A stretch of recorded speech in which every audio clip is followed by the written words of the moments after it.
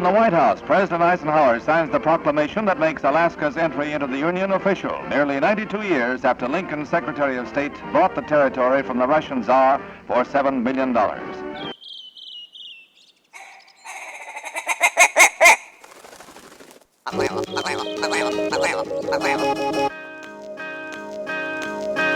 Alaska Wild Project podcast is brought to you by the following sponsors.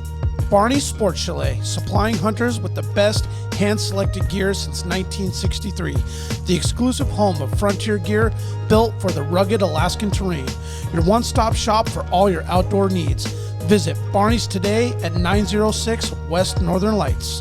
Arbor Digital, the forefront of digital assets, cryptocurrencies, and wealth management, providing a low-cost, research-based investment strategy for Alaskans looking to invest their hard-earned money. Visit arborcapital.io today to put your money to work.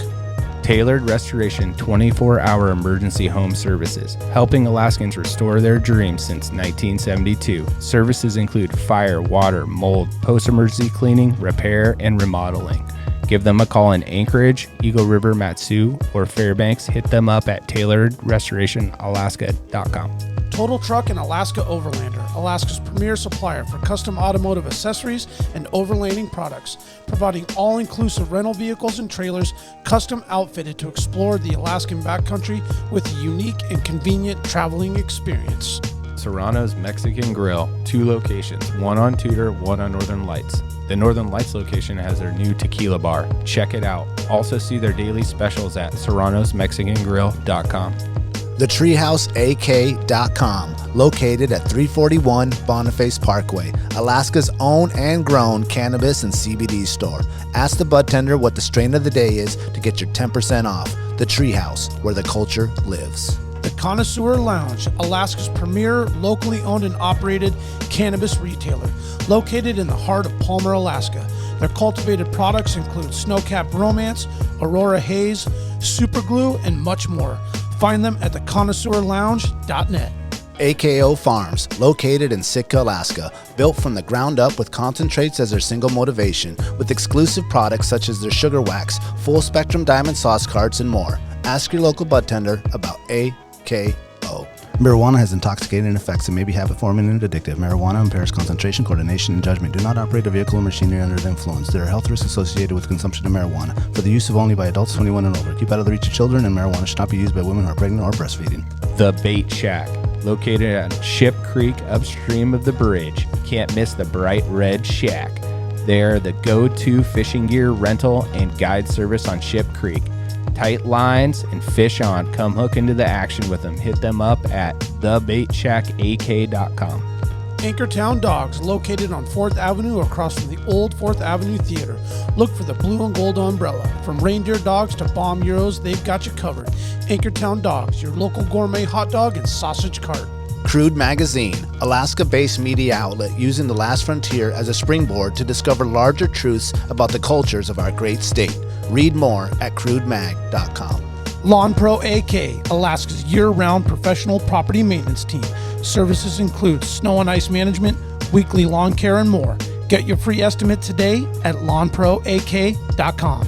Double Shovel Cider Company, located off of Arctic and 58th. Handcrafted Alaskan-made colonial ciders. They also have a tap room downtown on the corner of 5th and E. Stop by today and taste an award-winning cider.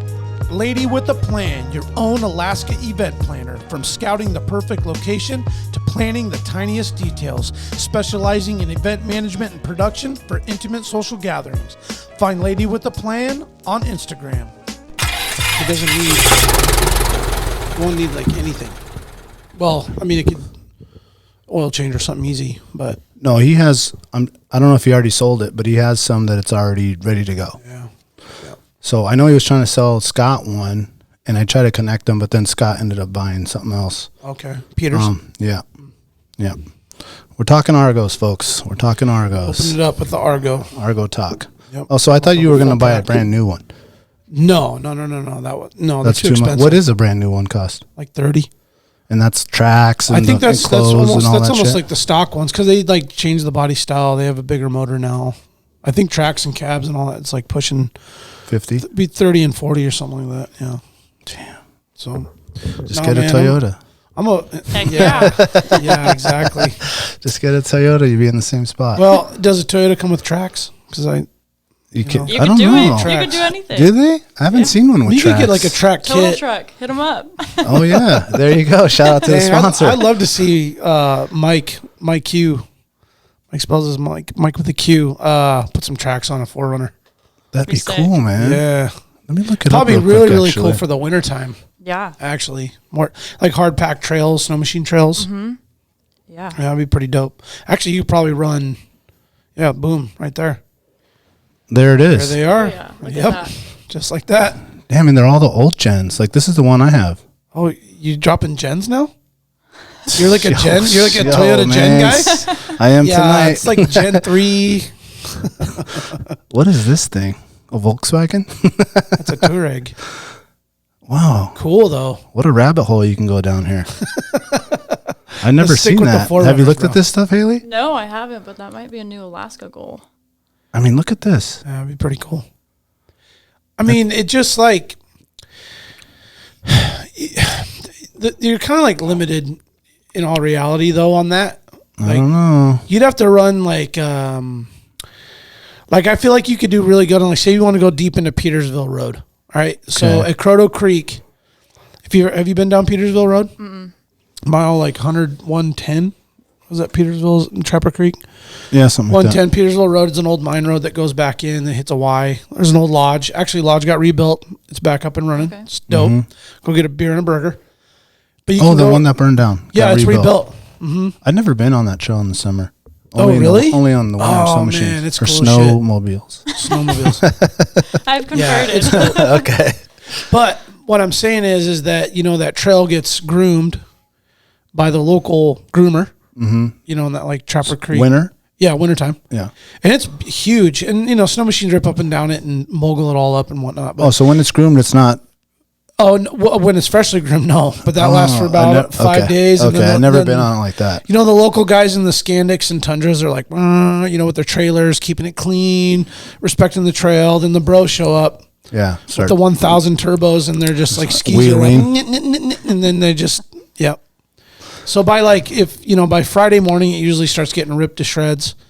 Sunday, it's just like clapped. So if you're Yeah. a cabin owner, you're coming out like, just slamming your, sled all the way out. Did I ever tell you this story? Anyway, real quick, ahead. hold that thought.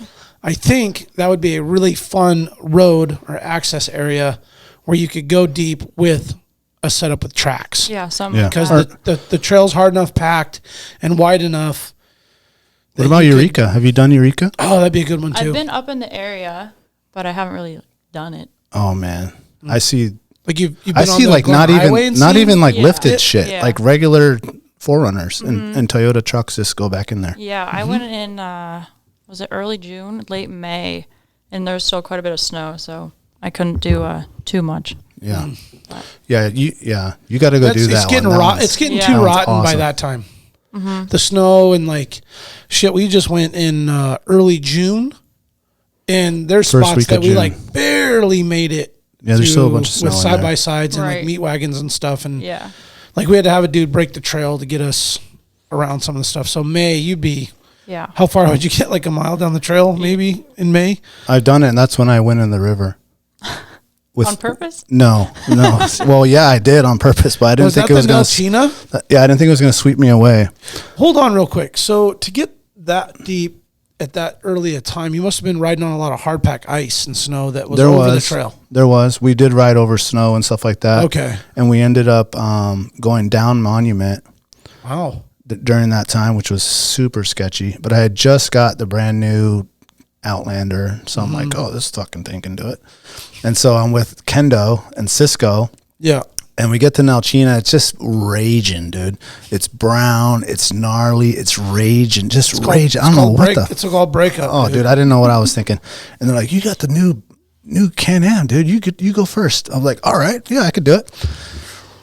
I get like 3 feet in and it just like sweeps me down, dude. I'm just like, have to like jet ski the thing. I think I told the story already on the podcast, but it just, that thing like will float, right? Because the wheels float. And I end up going like, I don't know, 500 yards down the river. And I'm just like, Just gone. Straight bumblebee out. And I'm trying to like find a way to exit, but there's like snow and ice berms all on the side, and I find one little opening, and I gun it, and it just like a jet ski would, and I cut into that side, and I jump off the 4-wheeler, and I just grab like brush, and I'm hanging on to the 4-wheeler and the brush, and I'm like screaming at these guys like, come on, Come get the wheeler. come get my wheeler. And I'm like this high in like raging ice cold water with my brand new 4-wheeler. It was, it was full of like hypothermia, take all my shit off, like fire. What about Cisco though?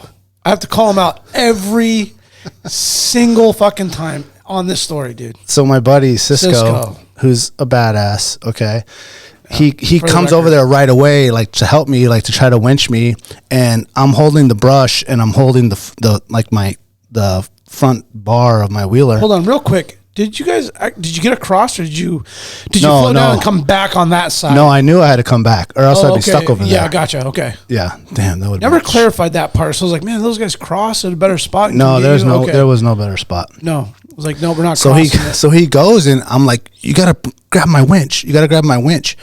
And so he sticks his hand in the river, and he's like trying to find the winch, and he pulls his arm out. He's like, it's cold. I was like, motherfucker, it's fucking cold. I'm fucking cold. Put your fucking hand in there right now and grab it. You know, and he's like, okay, bro. He's like, gets it, and they finally get me out, and it was so funny. Cisco tells it better because he's like, it's cold. He does this, and I'm like, Daniel's up to his chest. In the river? Yeah, no room to talk. Oh, man. So we had to, like, there's no trees there. So we had to, like, take all these, like, willows and all this stuff and, like, start a fire and take all my shit off. And that was it. Like, we had to camp, like, right there. And that was, like, the end of the trip. Now you don't go back there till, like, the 10th of June. Yeah, no. Don't even try. No. No. But the other story I was going to say was on that Peters Creek Trail. When I went with Boots. Wintertime. Wintertime. It is the first time I ever been on that trail. And I had borrowed Croto? Yes, where the hill down, and then I think so. And we went all the way to the cabin back there, the lodge, and ate and drank beers and shit. And then we got like halfway back and realized we were gonna be out of gas. Oh no! And so he's like, "Well, I'll go back to the truck and get gas, and you wait here." And I'm like, "Yeah, okay," like an idiot. And so he leaves. And how long is that trail? Where did he? It was, I'd say, like in the middle. I mean, he was gone for hours. Oh, I got twisted up. I mean, depends on how far you're going. So if you went from Croto, were you out in the swamps when you decided that he was? No, we went to the cabin and then halfway back to the truck, whatever that is. Anyway, it took him like 2 hours. Okay, it's not that far though. I mean, it's like, it seemed like forever. I want to say a 25, 30-minute ride if you really know where you're doing and you go. But it was fast. our first time like ever. Oh, so you guys, like snow machining. Got it. 2 rookies out there. Yep. And so, like, an idiot, like, why didn't I just jump on his machine and go with him and come back? So I'm, like, sitting there on the snow machine, and I hear wolves howling. I don't have a headlamp. I don't have a lighter. I don't have anything. And I'm just, like, hearing these wolves, and I'm like, oh, they're coming. They're going to surround me. And I'm just, like, scared, you know. And then finally, like, it seemed like hours later, he comes back with gas, and then we roll out of there. But it was like, why didn't I just ride on his the whole time? Why did I stay there? Like, that was stupid. Well, rookie. It's your first day. So things you think about after the fact. Yeah, and that's probably why I don't snow machine. I mean, you just got to take it seriously and pay attention. Yeah. Prepare. Yeah. You know. That track thing would be good on Petersville Road. Yeah. That'd be fun. Eureka would be good. Plenty of other ones. Yeah, Hatcher's Pass up there would be good. Yeah, even just riding out to the glacier would be super Knik? fun. Yeah. Well, and I feel like you would have to put those on and leave them on. Yeah. For a while. Have to be like a trailer rig. Yeah. Oh, yeah, totally. Yeah, that's you can ride around town. That's like those. You have that in a daily. Exactly. Yeah. Yeah. One day. When you get that dividend. Yeah. Welcome to Alaska Wild Project, episode 79. Ooh. Yes. Nice. We have Hailey Bouffiou. See why? That's why you have to save right. it. That's why you got to save it. I know. And then I failed and didn't put it by the mic. Bouffiou? Bouffiou. Yes. You should make a T-shirt, #Bouffiou. Well, the funny thing is, so my grandpa is a retired law enforcement officer, and he used to say our last name and people would be like, what are you saying to me? And he'd be like, I'm just saying my last name. Oh, man. And He probably liked saying it. He was like, Oh, yeah. I'm going to see if this will rile this guy And up. it always did. Hailey's Instagram is at hbuff_AKRNR, AK runner. Hailey is a Washington, Wazzu, and ASU alumni. Yes. You are also an advocate for lady-owned Toyotas. Yep. You are a Toyota advocate. You're a commercial fisherwoman. Yep. And what am I missing? That's pretty much it. I'm actually the Alaska ambassador for lady-owned Toyotas. Oh, you are? Yeah. Oh, cool. So we have ambassadors in each state. Okay. And just a few months ago, I was added on for the Alaska. So we have 3 of us up here now. So tell us more about that. So is there like one in every state? Toyotas. There's at least one in every state, yeah. And there wasn't one here already? We had one up here already, and then she was planning on moving out of state. So me and one other girl kind of jumped in for that role, and now she's staying. So now there's 3 of us. Oh, right on. But, so lady-owned Toyotas. Is that a website too? yeah, it is. They have merch and all that kind of stuff. They have a pretty big following on Instagram, and then there's a Facebook group with, I think it's like 12,000 people in the group. We have people, obviously. All ladies? Yep. All lady-owned, any kind of Toyotas. Most of them are 4Runners, Tacomas, but anything. Lexus as well, because Lexus is Toyota. And then, I don't know. It's been super fun. So what's like the goal of that? To just get more ladies involved in overlanding stuff? It's not necessarily just overlanding, off-roading. It's more like enthusiasts, just people who really like their car, want to learn more about it, meet like-minded people, and kind of share what they enjoy.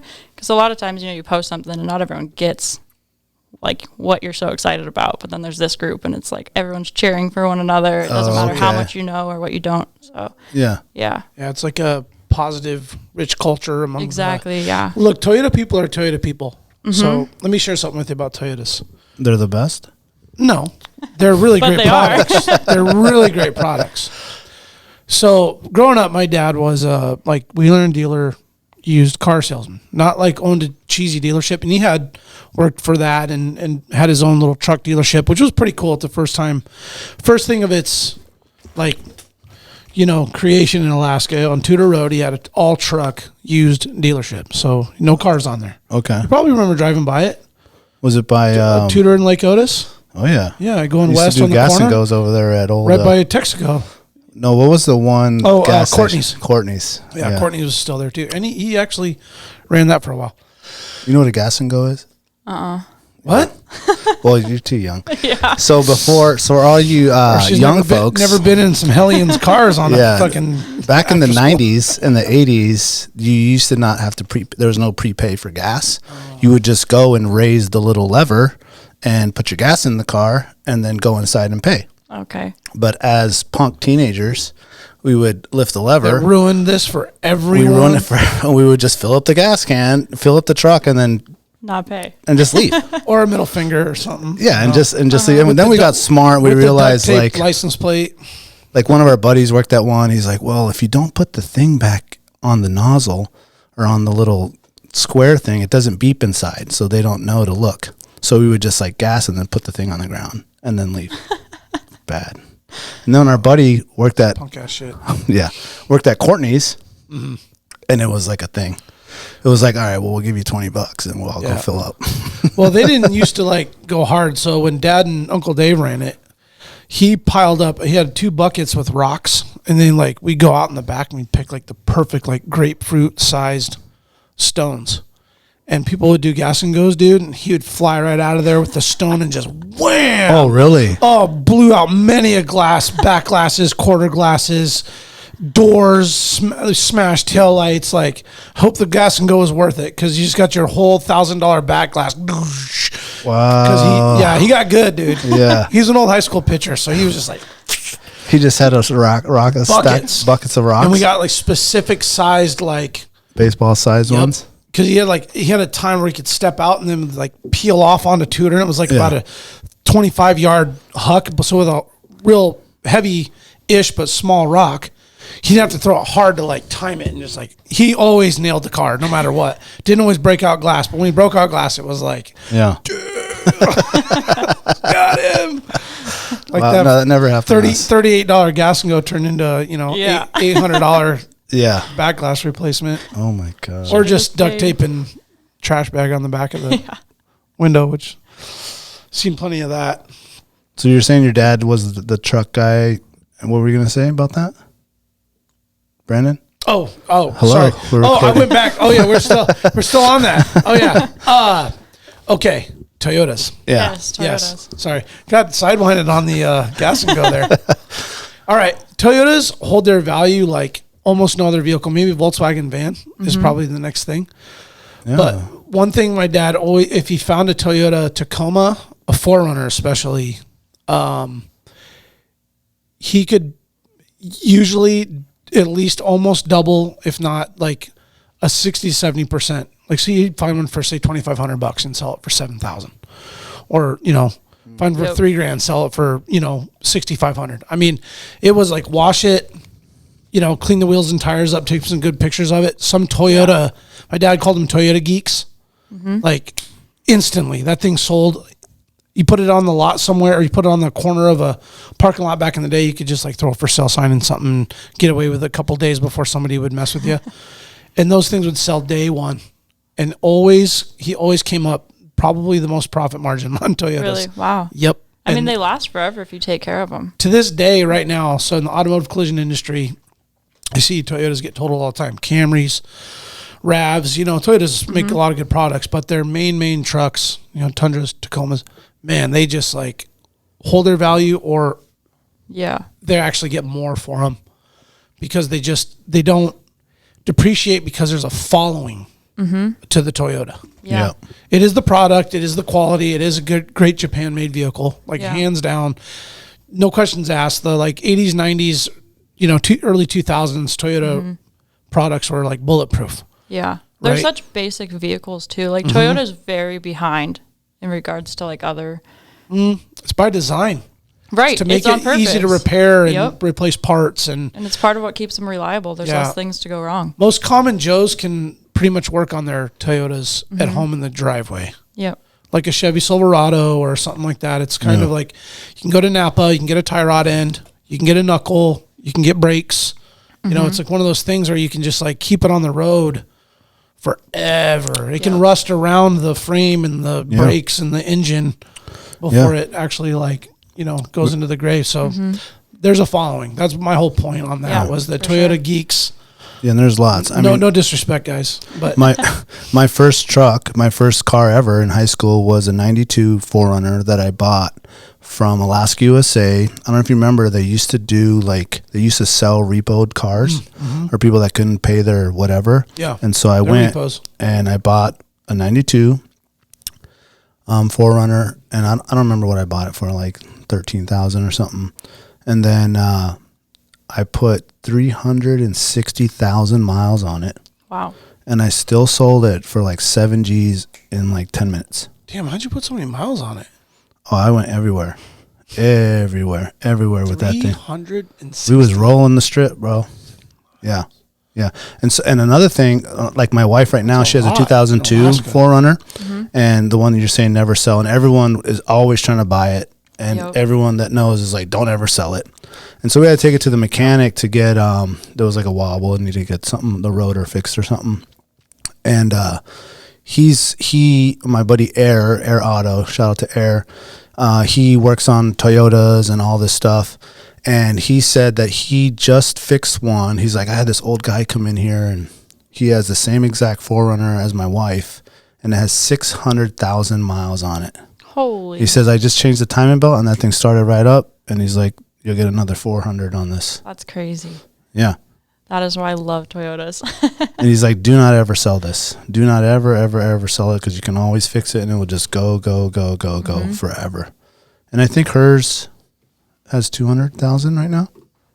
on it. It has like the classic like rust spots on the bumper and all that. But yeah, but everything still works. Keep that forever, mechanically, dude. it's good. Yeah, everything still works. Everything is good. Tape player, CD player, all of it. She could use a new front seat. Like it's like from all the getting in and sliding in and out. Yeah, wears out the cushion in the spring. Yeah, but that thing runs nice. Some good upholstery shops here in town that can take care of that. Yeah, I'll go see. I actually had a change on my Tacoma, my chair, come in and out. And it's not leather. They didn't offer leather when I bought that Tacoma. It just wasn't on offer. And so I wore that chair out. That's a TRD Tacoma.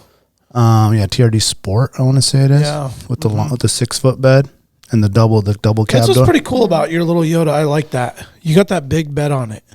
Yeah. Yeah, you got like a legit. You don't see too many truck, but with a full size bed. Yeah. You don't see those at all. Actually. No, you only see a couple. And the reason I wanted that is so I could put the 4-wheeler in the back of there, which looks a little silly because sometimes the 4-wheeler looks bigger than the Tacoma. I know. And they're like, well, you should put the Tacoma on the 4-wheeler. Like people talking shit. Yep. The hater's going to hate. Yeah. Oh, you know, especially when you put a 4-wheeler in the back. Like, yeah. Because it's kind of a full-size truck thing. Yeah. Put a snow machine or a 4-wheeler in the back, you know? Yep. Yeah. Well, it's like, what are you trying to do over there, Toyota guy? Trying to be one of us. Yeah. Just buy a full size, man. If you're trying. So anyway, I changed the chair out. The front chair, I went to Northwest Auto over there off Boniface with our buddy, the Austin Cops, and hooked me up with the new chair. And they always be having parts for it, too. That's another thing about a Toyota. You can go to a salvage yard, and they'll have a wheel. Yep. They'll have a headliner. They'll have a speaker. A trim. Yeah. Like one of everything to trim, make a whole vehicle. The fender, it's pretty beat up, but if it ain't rusty, you could like fix the dents and paint it. Like, you know, it might be torn up. I think the homie at work was looking for like a gate for an 87 4Runner with the electric window. And it was just like dilapidating inside. So he buys this like pretty crusty beat up old gate up in Fairbanks, gets it down here. It's like usable, but now he's like trying to piece together because they're now all disassembled. And as you know, like disassembling shit from the 80s, like it may not go back together. So he's trying to piece all of between the two gates, whatever he can possibly cobble.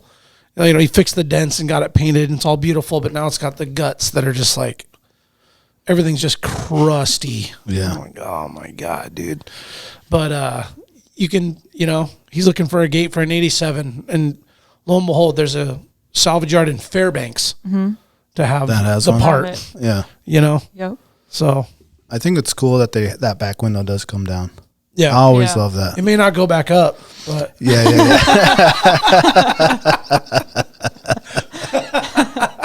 Yeah. hey, look, I'm a Toyota fan. I actually had a little Toyota for like a little hot minute in high school, and it was pretty cool. And I actually really do like them.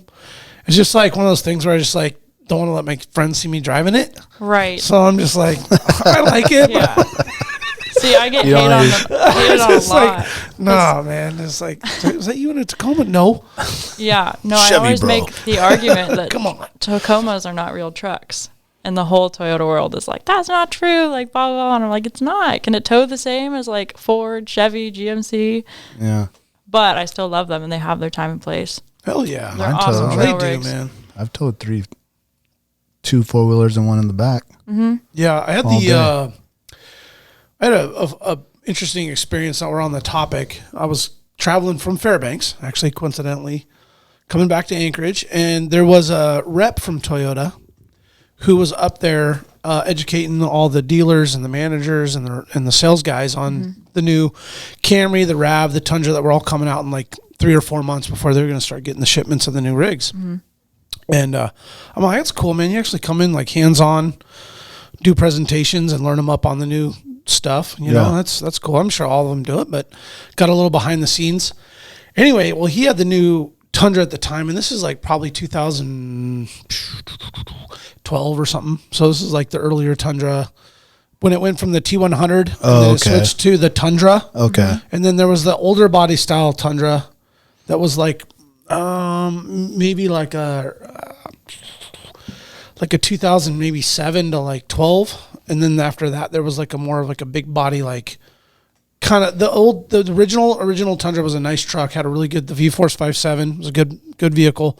But then they like built their body style up and then made the interiors, like you said, they were like way behind on interior design. Like that Tundra at the time was like, you had a GMC or a F-150 Lariat. It was like, this thing's like a freaking, golf cart. Like, what's going on here, Yeah. But then they upped their game and they actually put together a nice interior package. And anyway, he was breaking down how they had made a really cool, unique model, and they had like a hybrid 3/4 ton / half ton truck. And he like broke down the full design of it. And like, we had like 45 minutes flying back from Fairbanks. So I got the full, like, his presentation or whatever maybe he just threw down. And I was like, man, that's really cool. And they did at the time. Like, they had a truck that was beefier than an F-150 or a Silverado 1500, but it wasn't quite an HD Chevy or Power Stroke.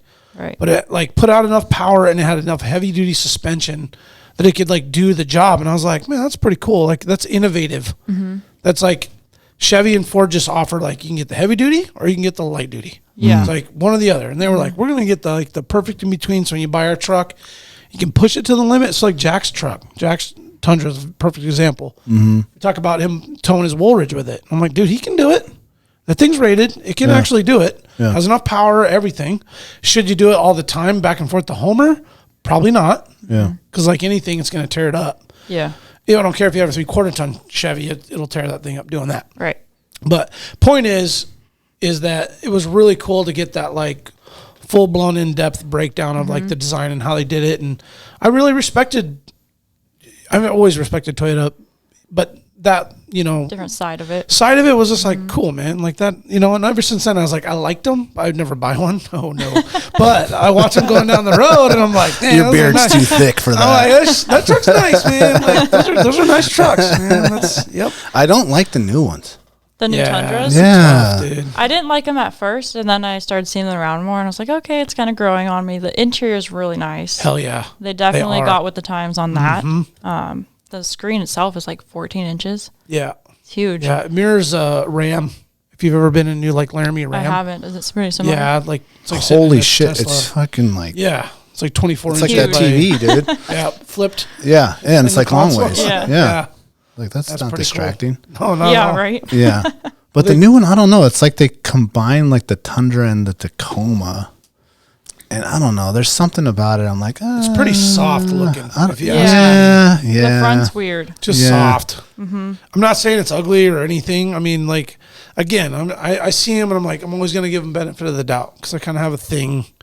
The closet, kind of like Toyotas, but nobody needs to know about it. Except for on the air of the everyone world. knows now. Yeah. It's just like, it's like soft and I don't know, like all the new stuff went like boxier. Yeah. Kind of more I like, totally agree. I really love the 4Runners though. Those 4Runners. Yours is 2018? Yeah. Yeah. I really, really like that. My wife was a new really one beautiful. Of those. And I was like, this 2002 is still rocking, girl.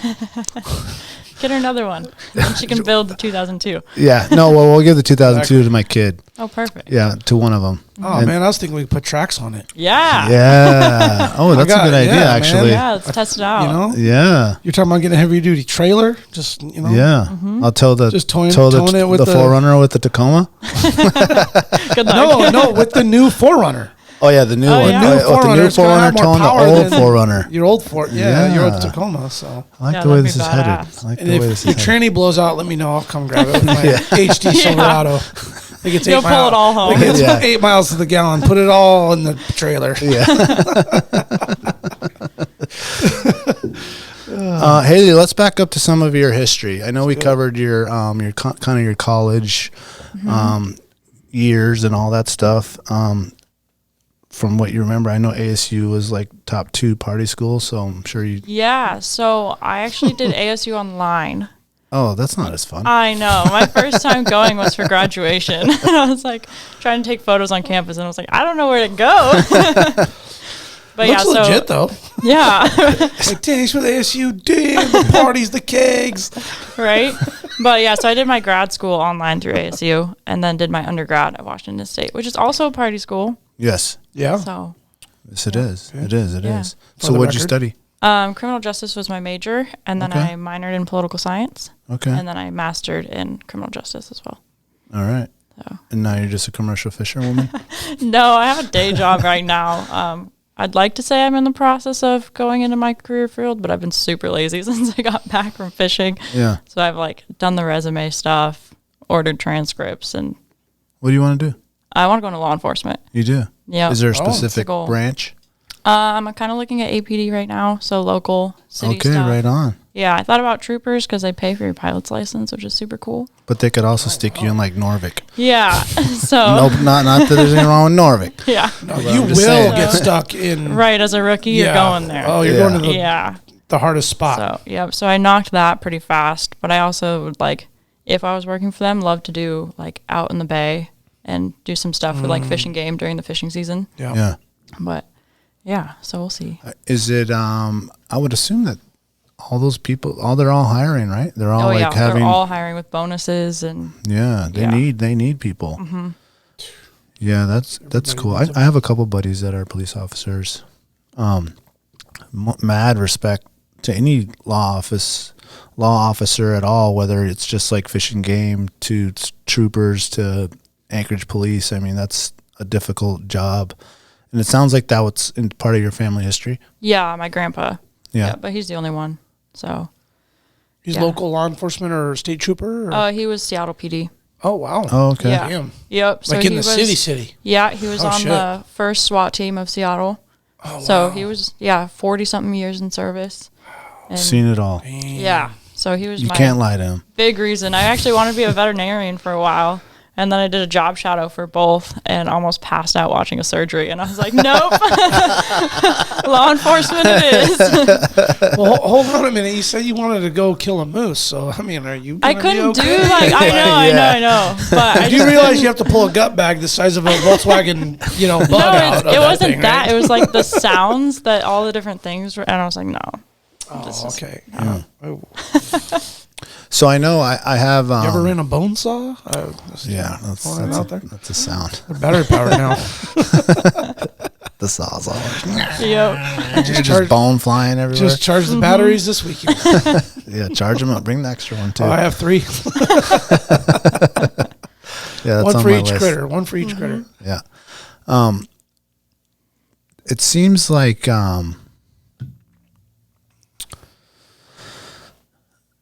you always need more officers, right? Like always. And man, I've seen more and more women officers. I own some hot dog stands downtown, and obviously the new police station is down there, and so you see all the officers and the bike officers. Is there a specific you said you wanted to go to the Bay Area? Is that what you said? Well, if I went troopers, that would be what I wanted to get into eventually. Okay. But for now, local is where I want to be. Do they have, because I work with some of the security guards in the federal building, and almost all those guys are like, that's like a stepping stone to airport police, to state trooper, to APD or whatever. Yeah, get experience. Yeah, and they tell me about when the, what's the word? Not camp, but it's Academy? Academy, that's the word. So for APD, do they have it twice a year, once a year? How's that work? I think it's twice a year because it's 6 months long.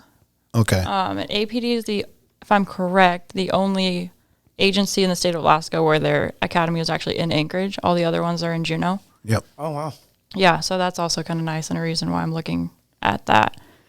But you talked about airport police. They're also hiring right now. Yeah. And they're different because they're also fire. So they do both, and it's kind of different day to day. You don't really know what you're going to do until you show up. Yeah, and you have to be cross-trained. Which I think is super cool. Yeah. Yeah. Why not learn if you're going to get into that? Yeah. Be well-rounded. Yeah. And it sounded to me like talking to some of the guys that's a pretty sweet gig. The airport police, that's it is. not much goes down, know, all the time. Yep. But you're still at the same level as, all the other people. Yeah. And but you're trained not, and everything. Yeah, more trained. More trained. Mm-hmm. Yeah. That's really cool. I don't know. Have you ever wanted to do something like that? Yeah, actually, I did. I wanted to be a fish cop. Okay. I wanted to be like a wildlife officer, where it was more of an educational type role. Okay. So more community oriented versus I mean, I wanted to I was super intrigued by officers and reps that would come and, board my dad's boats back in the day or stop us 60 miles in Eureka and like pull up. And I'm like, dude, these guys are cruising around on 4-wheelers. Yeah. Right? Looks fun. I'm like, they're just doing what I already love to do. And they're not hunting, but they're just out here. Yeah. They're just like checking on stuff and like being present. Yeah. And they weren't like out to bust everybody. They were just like, yo, hey, how's it going? They came in our camp, didn't even check anybody. They just talked. Yep. Yeah. And I was like, I learned real quick. I was like, they just have a presence, and it's good that they're there. Yeah. To kind of remind everybody that they're there for an emergency.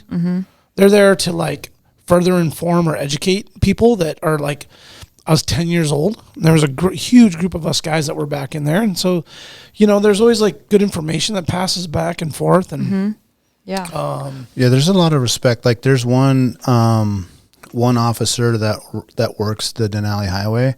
Man, I wish I knew his name. I want to say he's a Polish guy. Something with ski was the end of it. But this guy, man, was so respectful. He was such a great communicator. He was like open to like helping you out. Like, have you been on this trail? I've heard good things are happening over here. And totally just like we were having a fire, and there was a burn, and we tried to like be sneaky and like put the fire behind like the 2 trucks and all that stuff. And he came over there and he's like, well, as long as you keep it small. And he was totally, and like, you're right, he didn't like check your license and what do you got in the trunk of your thing. Like he didn't do none of that. He just like communicated and was like, I'm here. Yeah. Yep. If you guys need anything. And I was just like amazed that this dude has to like travel that 120 miles. Oh, I mean, it's by himself. Yeah, alone. And he's got a 4-wheeler in the back of his truck. And so he's like going on all these other trails. I was like, what a wealth of information that guy has. Yeah. Well, and I thought what was so cool is I'm like, man, like, it's like you have to be pretty damn skilled to navigate through some of the stuff that you're doing out there when you don't have another person to like bounce ideas or like, hey, what about this braid or what do you think about this Y of the trail? It's like, man, you have to calculate your steps more because backup is far. Right. It's far. Yeah. And I'm like, man, dude, I thought it was so cool. Like we had a field wildlife officer up at the Little Sioux, man. And we were way up the river. Prime of the king season when the kings were open back then, probably 10 years ago. And we got so freaking lucky. We had been hammering this area for like 4 weeks, and we got like 1 or 2 takedowns. We kept on coming back to the same hole, just waiting for the fish to come up. And one weekend, man, we got in there and we got like 4 kings. And it was like the ultimate celebration of like all of our hard work. I'm talking, we went Saturday, Sunday, came back, went out Wednesday for the night, and then we'd drive back to Anchorage and then come back out on Friday. And we were just like nailing the river. And this one weekend, man, that weekend, we got a couple fish in one hole, and then we like went up the river to another hole. And this Fish and Wildlife officer, it's gnarly coming up. I'm talking like if you don't know where you're going, you're smashing rocks, you're cutting your boat open. Like no one else was up there, and it was cool because we risked it a little bit. And man, he came up there, and I was like, damn. All right, bro, you got some jet boating skills.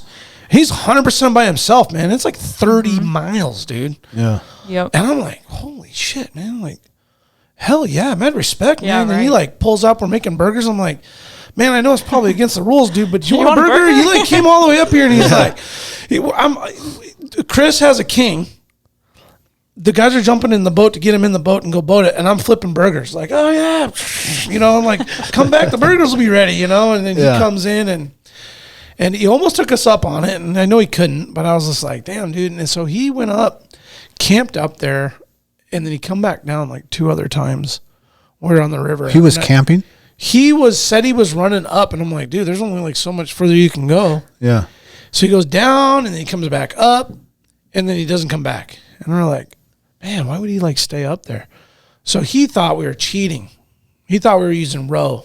All right, because it was no bait. And we were running spinning glows, man. We got lucky, man. Like the fish came in. We caught them in the mornings and the nights in the right holes. The river had come down. I mean, it was like the stars aligned for us to get lucky, because I'm guaranteeing no one else up and down the river was catching fish. Yeah. and where we were because we were so high up. Long story short, man, he finally comes in and checks us one morning, and I was like, man, I was waiting for you to come down, dude. And he admitted that he had come through and he was watching us through the woods. Oh, he was creeping. And I was like, damn. I was like, it was almost like he was informing me so that I can tell other people. Oh, like they could be anywhere. You know what I mean? But he was so cool and respectful about it. And I was like, damn, man. Like, he's jumping off his boat, with his personal protection. And he's crawling through the woods. I don't know how far he came down. I mean, his boat, we didn't hear it. So he went up. And then he crept down. Yeah, or he floated down or something, and I was just like, holy shit, dude. Like, I was just like, damn, man, you're brave. You're a brave individual. Like, you have to be a certain person. Yeah. I don't care how much training and all that other stuff you get with the firearm and all the scenarios and stuff, but like crawling around the woods and doing that stuff by yourself is stressful. Yeah. So, I mean, it was a whole nother level of respect from me to that, like, that craft. That it's a job and it don't pay nothing. Yeah. At least back then it didn't pay a lot. Yeah. It was more like of a passion thing. So to answer your question, long-winded, I really thought that would be a cool career path. I realized real quick, like, you got to be straight and narrow. Yeah. Right out the gate. And I really didn't hang out with the crowd that was. So blaming it on the homies. Yeah. Well, you brought up a good thing. They have their service gun, whatever it is, but it ain't no bear gun. Oh, it's like a 40 cal or something, 45? I don't actually know what it is. He had a shotgun on his boat, though. Oh, he did? Yeah, I saw it. Yeah. Okay, he had something for bears. Yeah, he had like a legit, like, SWAT edition style, like short barrel. Okay, yeah. Had rounds on it, a flashlight, the whole thing. I was like, okay, that's got to be for bears just in case. Couple different setups. Or if like me rouses up a cow moose or something. Yeah. With babies. I mean, there's a lot of hazards, dude. That's why I was saying, like, it takes a lot of balls, man, to like get out there in the woods and crawling around and like you stumble across beehives, you get bit by the bugs. I mean, dude, that's you got to have skills. We had these two trooper dudes roll up on us on the Kenai. We're rafting, and this was like, I don't know, 15 years ago, maybe more. Like before it blew up, like you go raft on the river and you wouldn't see anybody. Like there was barely any rafts going on, and we had the little one-man rafts. And so me and my couple buddies, we'd be just going cruising around and fishing, and we're camping and eating this fire or eating by the fire. And we see these two dudes roll up or like in these little one-mans, like, oh, these dudes are doing the same cool stuff we are. And they ended up being troopers. And we're like, what? These guys get to just like roll down the river in the one-mans. Yeah. And like checking on dudes. Man. Yeah, I was like, you got to have some skill because you can't just do that. Hey man, you're gonna grab the raft and get out there and you're ride a wheeler and jet boat and float. Like, no, man. Like, and I bet you most of those guys, like, their childhood was spent doing that kind of stuff. It's not just like something they learned for the job. Yeah, it's like a select group when they start kind of. That probably goes into like where they assign you. Like what kind of experiences have you had? What do you feel confident doing? Especially if you're from Alaska, like certain areas really well. Yeah, that's so cool. Yeah, it is so cool. Yeah. I mean, I imagine other agencies have a very similar approach to areas, but Alaska is like vast. Right. I don't need to sit here and go on this podcast for 50 minutes. How big Alaska is? Look at it next to the map. It's just huge, dude. Huge. And you can't be everywhere. And so if you know a little bit about something, there's a lot of value to that. Yeah. Especially as a pilot. Yeah. Or rafting guide or anything like that. Yeah. I mean, there's just you can't be everywhere. Yeah, you gotta have a lot of skills, man. Especially the communication. Like you're rolling up on dudes who are hunting, there's guns everywhere and they're drinking whiskey, and it's like you gotta be calm and respectful. I mean, like it's gotta be scary. Notice it all. Yeah. I mean, you could argue that being like fishing game or troopers or something is more dangerous than being a city cop because everyone you roll up on is gonna have a weapon on them. Yep. That's true. Man. That's true. Yep. I want to switch gears just a little bit, kind of. I wanted to bring up something which is actually kind of up your lane too. There is this guy named Joshua Gay who is proposing and trying to raise funds to improve the Purinton Trail Bridge. Oh, he hit you up on that. He did. Yeah. He did. He said he talked to you. Have you done that trail? Purinton Trail? I have not, but I know Josh pretty well. Oh, you do? Yeah, and he's been talking about it quite a bit. He's really passionate about getting that going. Yes, very. So I wanted to bring it up. I told him that we talk about it on the podcast. Sweet.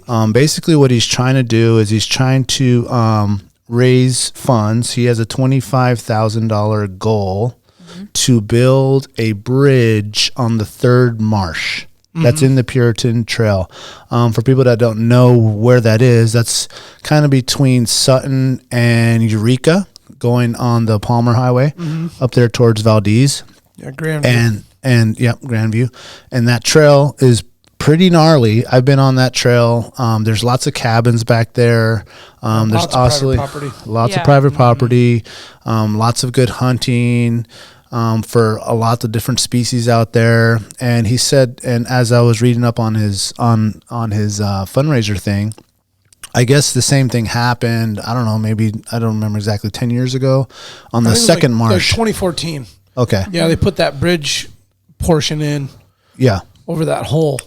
Yeah, I'd never been that far on that trail. Okay. So I don't know exactly where it is, but I just heard that gets super gnarly back there. And so what he's basically trying to do. The third marsh is like 5 times as bad. Yeah, that's what he says. And he said his little thing is like, well, basically the third marsh is kind of like how the second marsh was before they built the bridge. It's all gnarlied out. Yeah. Swamped out, rutted out. Did he send you pictures? No, but I looked at his thing and I was kind of communicating with him. Dude, there's Jeeps like to the rockers. Like this guy's stuck over here, this is stuck over here. I can only imagine all the winches that are getting busted and burned up and trying to pull shit out of a suction cup of mud. It's bad. Yeah. So I just wanted to give him a little shine there. It's the Purinton Trail Bridge, Purinton Trail Bridge Project. They have a goal to raise $25,000 to build the bridge. He's spearheading the whole thing. So I'm assuming he's going to get a group of dudes to go out there and build it, or a contractor to go out there and do it right. He's trying to get all the licenses and all that kind of stuff to properly do it. And then he has like the second marsh. The second marsh bridge is sweet, man. And I think he's in contact with the people who initiated that. It's probably like the bike. Oh man, our homie that came in, the trail advocates. Single track advocates. Yeah, yes. Similar to that, where you have to get the permits through. It's got to go through the right channels. Yep. So it sounds like it's a whole bunch to do. So if you want to get in contact with Joshua, his Instagram is skullflake_offroad. Skullflake_offroad. If you want to donate whatever you can, whether it's your time or your money, in order to improve that trail. I would assume that there's a lot of, when I go hunting, that parking lot is packed. And even when you're not hunting, there's a lot of cabins and stuff like that. It's just full all the time. I don't know if he has a property back there. I would assume that he does, and that's kind of part of his passion. His family does, Yeah, so, that's really cool. There's got to be, 100 families at least that have property back there. And I was actually looking at one at Rush Lake back there. Yeah, that's the main attraction. Yep, I was looking at some back there to buy, but I was like, man, I don't know, that trail is kind of gnarly, I've heard. If only there was a bridge. Yeah, so now I'm like, well, if they build the bridge, maybe I'll buy that property. Yep. So anyway, I just wanted to give him a shout out on that. It's once again Purinton Trail Bridge Project by Joshua Gay. I'm sure if you just Google that, or if you want to look him up on Instagram, and if you want to help out and donate, some of you big ballers out there, especially if you hunt that area, I'm sure that'll save everyone a bunch of money, because you don't have to fix a flat or fix a winch or whatever. For sure. Yeah. Well, and folks come see him down here at Total Truck too. Yeah, he's one of their lead sales guys. And he is? Yeah, he man, he has all the knowledge. He used to be an installer. This dude knows the ins and outs of Okay, so it sounds like you guys know more than I do. Yeah. Oh yeah, I've known Josh for 5 or 6 years now. Okay, right on. So I just want to get the initial shout out, man. Yeah, man. He sent me all the info today, and I was like, damn, bro, like you're trying to do something about it. You gotta admire that, man. I was like, fuck, dude, right on. Like, I just went and checked it out earlier this summer. I just went for a ride, And I had to take my side-by-side. Like, luckily, it's like narrow and small enough that I was able to take the four-wheeler trail around it. Skirt around it, which was horrible. And I was like rubbing the bottom and doing the whole thing. But it was like, I wasn't trying to stick my four-wheeler or any of my shit in those mud holes. Mm-hmm. I mean, it was like, you go in there, done for the day. Yeah, waiting for a ranger or somebody to come through and yard you out. Like, yeah, there's nothing to winch to. No. So it'll be just better for that whole area. And you can actually see, just to give this a little bit more grease, is the Marsh 2. I didn't even know they were like Marsh 1, 2, and 3. That's cool. I just learned that. Yeah. But the Marsh 2 bridge, man, it has allowed the vegetation around the side of it. Just, it healed so well. Mm-hmm. Like, it doesn't even look like there was nasty mud holes there anymore. Really? Yeah, so it works, man. Yeah. It works, and it gets everybody up and over that area. And yeah, I'm going to pull it up real quick because it actually shows the picture of it here that he sent me. Oh, that's like a different one that pulls up on my phone. That's not the Marsh 2 bridge. Or is it? Maybe up close it is. Yeah. Yeah, maybe it is. I know if you go to his actual account, he has the link too. Let's see what it looks like here. Oh, he's got like a vertical cell phone image, so it's like narrow. There it is. Yeah, that's it. Yeah. Yep. So give, send, go. Oh, look, he's got $1,200 so far. Yep. GiveSendGo.com/Purinton Trail Bridge Project is what it is. He's got a little over $1,000, $25,000 give.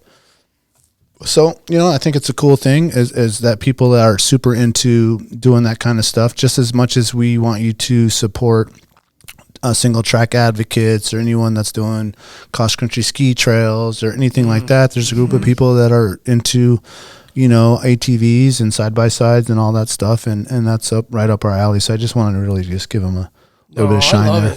I love it. And, as corny or as whatever it may sound, you want to invest money for these guys to go rip up side by side. It's like, well, it's just, look at the results of the first Marsh. one. Look, it's just, it's all healed up. Mm-hmm. And that's only like 35 yards. So it's a short little stint. It's the same thing that they did like on the Russian River Trail. As a kid growing up, it was just, a dirt trail, and then people are tromping all over the sides, and it gets messed up, and then you get some people to put a little bit of money in there, and you build a little bridge over these areas and little tracks, and then it just heals the whole surrounding area. It does. Yeah, it's just like the proof is in the pudding there. If you don't put the bridge in, people are going to keep riding, so it doesn't matter. It's going to get ripped to shreds for another 30 years. So, if we can get $25K to Josh and get that thing rebuilt, and that bridge might be a little bit bigger than that one. I think just based on the kind of the way it goes. It's really wide and awesome. A full size, like a Suburban on 40s can full size. Go that. A Tacoma, Forerunner on tracks, yeah. And shout out to Rick and Vicky Gay. Okay, that must be his parents. Threw it down 500, and some other people are throwing down hundreds, or you can throw down 20. So I just wanted to give him a quick shout out. Man. Yeah. He's got a GoFundMe for it too. Oh, he does? Yeah. Okay. Also on his profile that you can find. Okay. All right. Right on. And so once again, it was Skullflake_off-road. Yep. Let's take a quick second to some of the sponsors, and we'll be right back. Yep. Barney Sports Chalet, supplying hunters with the best hand-selected gear since 1963. Barney specializes in supplying hunters with the absolute best Alaskan-proven gear on the market for some of nature's most rugged and demanding terrain. Whether you're headed to the remote volcanic islands of the Alaska Peninsula in search of a brown bear, or the shale-infested glacial valleys of the Brooks Range for Dall sheep, it is critical you choose the right gear for your dream hunt. Don't miss Barney's exclusive brand, Frontier Gear of Alaska, tested from the high mountains of Tajikistan to the extreme conditions of Alaska. These products were designed for high performance and durability.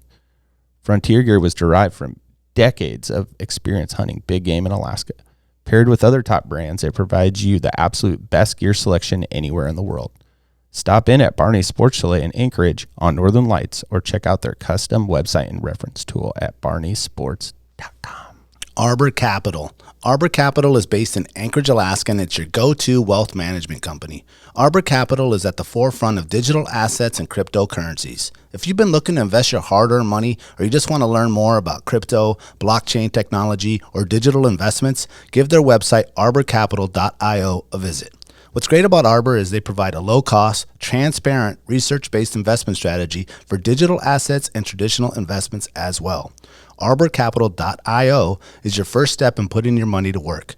Let one of Arbor's investment professionals walk you through your options for financial growth and security. Start investing for the future today at arborcapital.io. Arbor Capital, your Alaska digital asset company. Total Truck and Alaska Overlander, Alaska's premier supplier for custom automotive accessories and overlanding products, providing all-inclusive rental vehicles and trailers custom outfitted to explore the Alaskan backcountry with a unique and convenient traveling experience. At Total Truck, you can find brands such as ARE, RSI Smart Caps, Goose Gear, iCamper, Front Runner, Rigid Lights, Rhino Linings bed liners, and everything you need to outfit your truck or SUV. Alaska Overlander provides 4x4 vehicles and expedition trailers, custom modified for Alaskan adventures and outfitted with rooftop tents, fridges, and all the camping and cooking gear you need to start exploring. Visit them at alaskaoverlander.com. Josh, if you post some pictures like Hailey does, maybe we'll bring you on. Ooh. I want to slightly brush on this topic Josh. on your model pics that you do with your 4Runner and all that stuff, which is really, really cool. Great job. Yeah. I want to know who's taking the pictures though. Is that pro? So Some professional? she has her own business now. She was out of was it Sitka? She's now leaving the state. She's moving down to Florida, I believe. But friend of a friend. Her name's Denny Hoy. You can find her on Instagram, Facebook. Denny Hoy. Yep. But I thought we were going to do a photo shoot of just the 4Runner. And then she's like, do you know what you're going to wear? And I was like, wait, what? Well, very classy. Yeah. No, seriously. It's very classy. Thank you. It's like mixes kind of like the outdoors, the 4Runner stuff, femininity, all that stuff all together, which I think is like super important these days. But along with that, like those really nice pictures that you have, you also have like pictures like this where you're just like mud faced, with your dog and all that stuff. So it's like, I think as you are becoming an Alaskan girl, like you'll find that that's like normal. Yeah. You know what I'm saying? Like right. Alaskan girls are totally into, being beautiful and feminine, but also not afraid to, put their hands in the fish guts and, get dirty and wear their extra tufts and like do all that stuff. And then like an hour later be all dolled up, wherever. Literally me to a T. which is awesome, which is really good. Yeah. So sorry, Josh. Broke it down well. Josh has an uphill climb. I can help him. I can give him some pointers. Okay, please do. Yeah. What are you going to wear, Josh?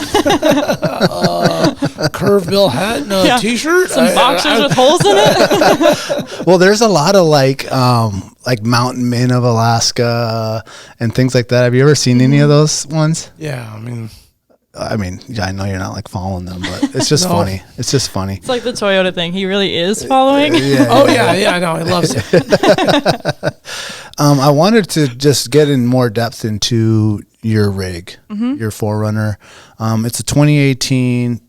What I think is the most raddest thing that I've never ever seen is your hood. Yes. And if you noticed from the dog picture where I have mud all over my face, her collar matches it. Oh, it does? Okay, I didn't notice that. Yeah, her collar and leash. Okay, so on like Topo? Yeah, so for the people that aren't watching and just listening, on the hood of your white 2018 lifted 4Runner, which is badass, you have, I wonder if you have an exact picture here. It's all right. Quit hating, Chevy guy. No, I mean, I'm just trying to make sure everybody keep my reputation alive. Yeah. Okay. Cover the mic I guess like this one kind of shows it pretty Yeah, cool. that one kind of shows it. So you have an entirely white 4Runner, but it has a black hood, and on the black hood is like a Topo map. It's a vinyl wrap. Vinyl wrap around it. Okay. What area is that? I have no idea. Oh, man. I know. It's Purinton Trail, Joshua. Yeah, build the bridge. No, it was way cheaper just to get the generic one. So Okay. Now, do they do where it's like you want a specific? Mm-hmm. Yeah, there's companies on Instagram and stuff like that you can be like, hey, I want this area, and they'll Really get it to you. Yeah. I really dig that. Yeah. I really It's dig one of my that. favorite things because there's so many white 4Runners out there. Yeah. And then it's like, okay, this makes it stick out. And that's what my wife wants, a white 4Runner. Yep. Even though we've always had black everything. You see my black Tacoma, black 4Runner. Mm-hmm. She had a black Tacoma before that, and now she wants to go white. I said, oh, okay, all right. They do look good. They look They look good. They look Yep. good. It looks really good with that Topo, though. I like Yeah, that. that's dope. Yeah. It's just a wrap. Right? So what all have you done to this thing? Oh boy. So I have done suspension twice. Okay. I started by leveling it with Bilsteins, and then that didn't change the entire suspension. So it was just leveled out because usually it has like a rake to it.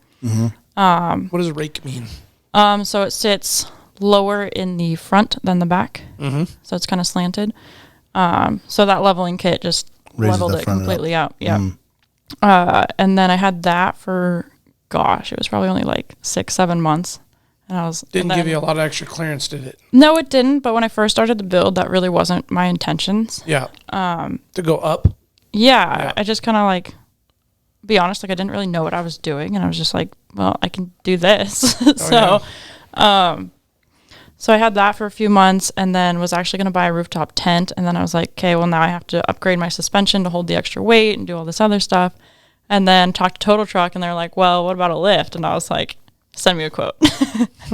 So that's when I went in and got the actual suspension lift. But I've done wheels. I've done tires twice. Now I'm running 33s, which is one of the reasons that I did the Viper cut on the front end, which is that reel that I was saying got like 3-something million views. Yeah. Trim the bumper there. Yeah. So I cut that off. The headlights are not stock. Obviously the Raptor lights that everyone makes fun of. What? Look good. Why? They look good Those on are that, awesome. Yeah. And then what's the... The ambers look like nostrils. And then the headlights have the amber sequentials too. Okay. So that kind of ties it in. And then I have the roof rack, the light bar, and the side awning, which is super cool. It's like 8 feet when you pull it out. Okay. Yeah, it's kind of a pain in the ass to do by yourself. But if you What have is two that hands, light bar? It looks really thin. It's a calorie raised LED. Okay. Yeah, super great product actually. Shout out to them. And then on the back, So like just not sticking out a lot.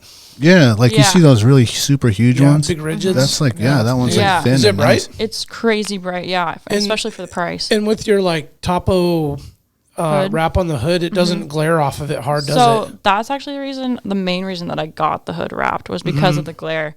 But I think the look of like a solid black wrap just looks like you got in an accident and like needed it repaired.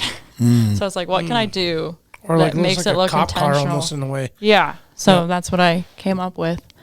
And it then on the looks- back, I looks have a good. ladder. Okay. Yeah. You can get up on that rack. Yep.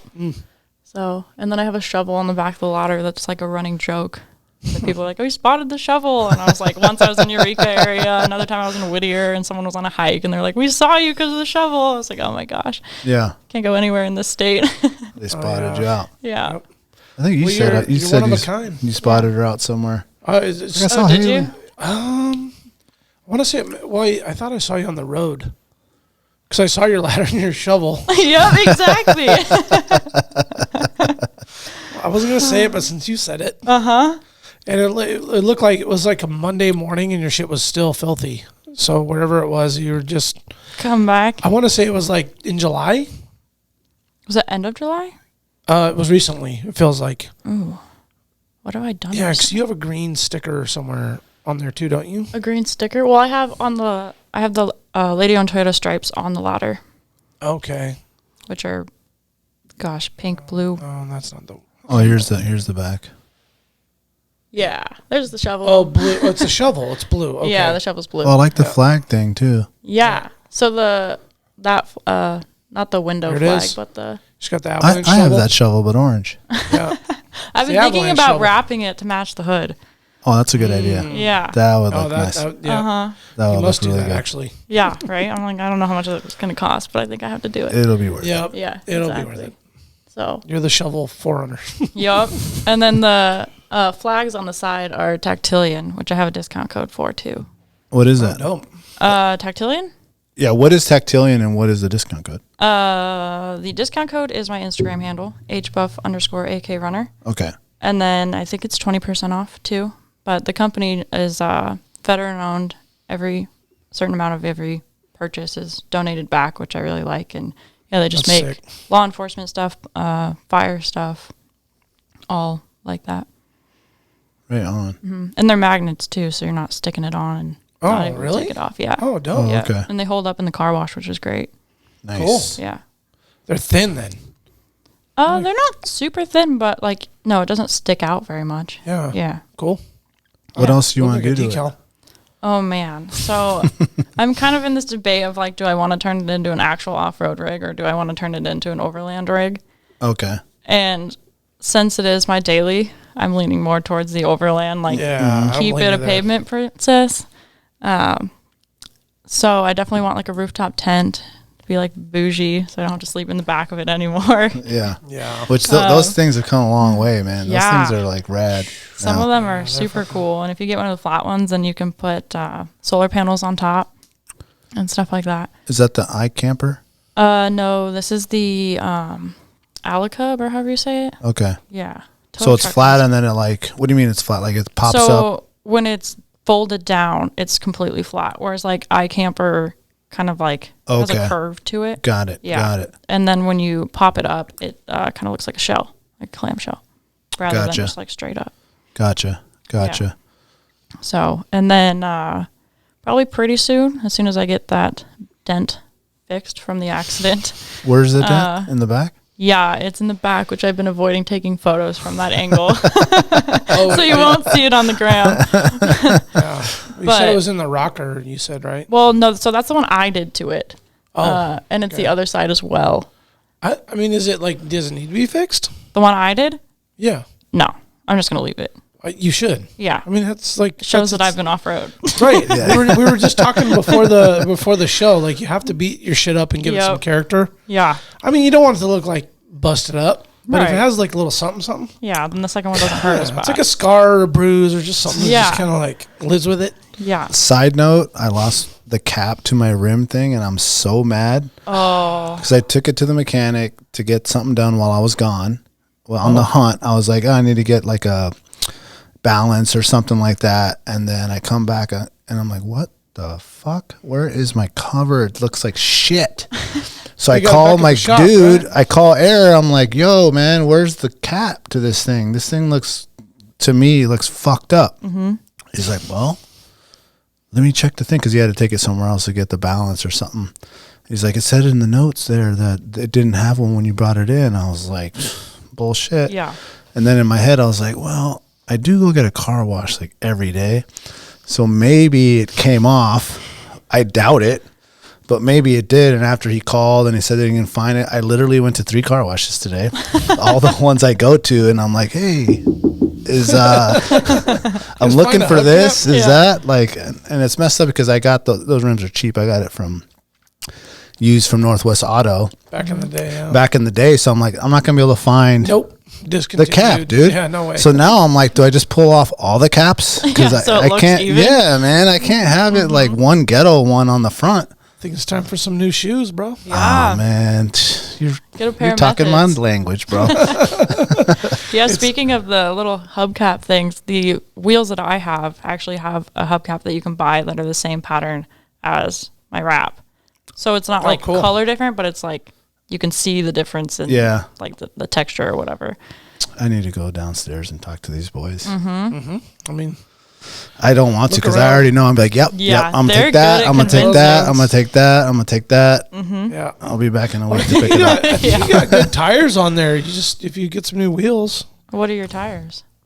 I have He's the running 31s. Okay. Yeah. Cooper SSTs. Okay. You're a They're Cooper guy. nice. Yeah. No, not necessarily. No? I ran loud. the Wrangler or Wrangler Duratrax Yeah. for a while. Loud. But I don't know, man. They kept like wearing weird, And so I switched it up to these, and I actually bought it from a dude who had a 4Runner, and he had just used it for like 6 months. And he's like, I sold it to get the new one, but I didn't sell the tires because I want to sell it stock. So I bought the tires from him. I was like, these are exactly what I was looking for, and I bought them for $500, dude. Yeah. Nice, man. Yeah. So I mean, I love the tires. I was checking out yours before you came in. I was like, what? Yeah. So I had Falcon Wild Peaks when I did my first tire change, and I kept them stock sized because I didn't want to do the lift and all that kind of stuff yet. And then about 3 months ago, I switched to the Kenda Clevers, which are 33s now, so I upped the size. Yeah, when I first did my lift, when Total Truck was owned by the other guys, by Ryan, I did the lift over there, and I knew I should have went bigger, dude. You always go bigger. I think it's perfect, man. I think it's beautiful. I think it looks good. Yeah, it was it's a 3-inch. It was a 3-inch. Hey, man, don't be talking about my lift like that, dude. It's 3 inches. Don't be saying 2. But it ain't like 6 where it's all tippy toppy and like if you go 6, you got to go with the bigger tires and all that stuff. You're not running 35s. You actually still get like gas mileage. Yeah. Yeah. What is your gas mileage on that? I don't know. I just fill it up. Right. If I had to guess, because we took it on a hunt a couple of years ago. I think we were like 14 miles to the gallon. Okay. Yeah, between 14 and 20, I'd say somewhere in there. Yeah, I mean, it's not great, but it's not.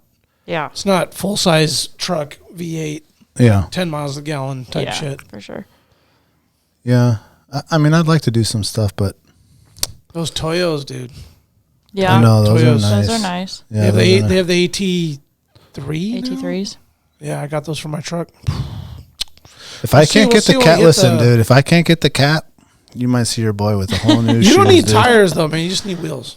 I mean, for a cap, I mean, shit's pretty clean. So I don't know if I drive around with a cap off. Like that's kind of. You don't. I'm not going to judge you. No, I'm you're saying I'm going to let you know. I'm not going to drive with the cap. Yeah, I know. off. So I'm expecting you to do something about this. Yeah, I'm gonna. Like if you have to get new wheels, you better get some new wheels. I will. We pull up the peanut farm and you ain't got a cap, and we're like, bro. Nah, dude. Over and over. You just see me drive on the right side of the road all the time. Yeah. Yeah, so I was super bummed about that, man. God, my little baby. That's the thing about like aftermarket shit. Once you get like, oh, this 1 year I got this thing. It's like they made it for 2 years. You can't get new stuff or like they don't have a stock of it. No. Yeah. No. Made that wheel and then they produced so many. Maybe you could have got the hubcap the year or two after they made it. Yeah. You could call the manufacturer and. I know they don't make it again. Hell no. Yeah. That thing is way old. Wheels last a little while and then they move on to another design. And I mean, there are some that are kind of timeless. OEM, you can find out like an old back stock of stuff. Like you could probably find a 98 4Runner stock hubcap. Yeah. Oh yeah, you can on find eBay. That. Yeah. All day long. But those, I don't even know, like Black Rock. Black Rock. That's Black Rock. That's what they're called. I don't know, dude. They're $200. I mean, they look good. Like you can't beat it. 200 for all 4? Yeah, Oh, that's a Just steal. that's a steal. Yeah. So my buddy who owns Northwest Auto, he's like, I got these Rams. I was like, hell yeah, $200. No, they look good on I'll it. take it. Yeah, that's less It looks than good, one of but mine. now, dude, I got to take the cap off. You got your money's worth, bro. Oh, I 100% got my money's worth. I 100%. You got your money's worth. Yeah, and on the tires, dude, $500 for the tires. Yeah, also like that would have cost like $1,400. Easy. Yeah. So you know what I'm saying? I might get the wrap on the hood too. Now that I see that, Do it. I can tell you who I use. He's out in the valley.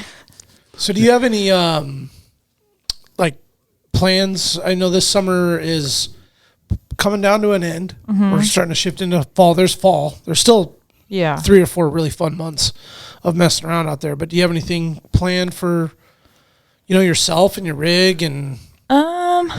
Well, I really wanted to do a upgraded rear bumper and do like a dual swing out and really start the Overland build. But now I got to deal with the accident stuff, get that fixed first. Oh, right, then, right. Yeah. And I've been a little bit hesitant to do more trails and stuff on it because I don't want insurance to come back and be like, well, you've been doing this. So Yeah. Yeah. Oh, that's the whole thing, right? But I'm looking forward to this winter and going back out to Knik because that was probably one of the best trails that I've been on. Yeah. It's the most fun. I mean, we did like a 10-hour day out there with like 40-something rigs. all the way out to the glacier? All the way out to the glacier. Toyota Group? Yeah, we had side-by-sides with us, four-wheelers and Jeeps and stuff like that too, but it was put on by us. Whoa, you're riding with the Jeeps? I know. I know there's got to be Toyota Jeep beef out there. For sure, but hey. I take a Toyota over Jeep. I'll just go on the record just real quick. Yeah. I mean, really wouldn't buy either one of them, but I had to. What time of year is that? Where the trail's good enough in the winter where you guys can run like street tires the whole time? Seems well, like there's snow out there. No. There's you times got the river or the little creek crossings that you really got to be aware of. So I think, gosh, I want to say January was when it really started this last year, and then I went out in February, and then like a week later, it was like, yeah, they're over. It's just it started rotting and it was melting Really? too fast, and that early. Yeah, it was pretty early this year. Yeah, because you're relying on the wind and to harden everything and glaze everything over and blow the snow out of the way and to run the main trail because you have to have stretches where you're crossing snow. Yeah, where for sure. The wind didn't blow the snow. Yeah, I have a reel on my Instagram somewhere. And it's all about the reel. Let's see. The like dunes area out at right across Jim's. Yeah, and I mean that's all just like fresh snow. This one? Well, that is one, but it's not. And then one over to the left. Yeah, that is like the. Oh, that's coming from the glacier back. Towards that's coming back. The parking lot, and then the dunes are on your rear. Yeah. That's the big flat. Oh, okay. Yep. Yeah, that's pretty deep. Yeah. And then that other one looks fun though. Yeah, That does. super fun. Sick. And that's like where you cross gyms and you like rip to the dunes. Yeah. Funny story about that. One time I was crossing the Jim Creek in the winter, not in the Tacoma, in the Outlander, and we were crossing. It was all frozen, and these two guys that went in front of us, and then I went to go, and the whole thing just went. Oh, the ice dropped, and then it just tilted, and my whole four-wheeler went with me right into the water, dude. Once again, I'm in the water.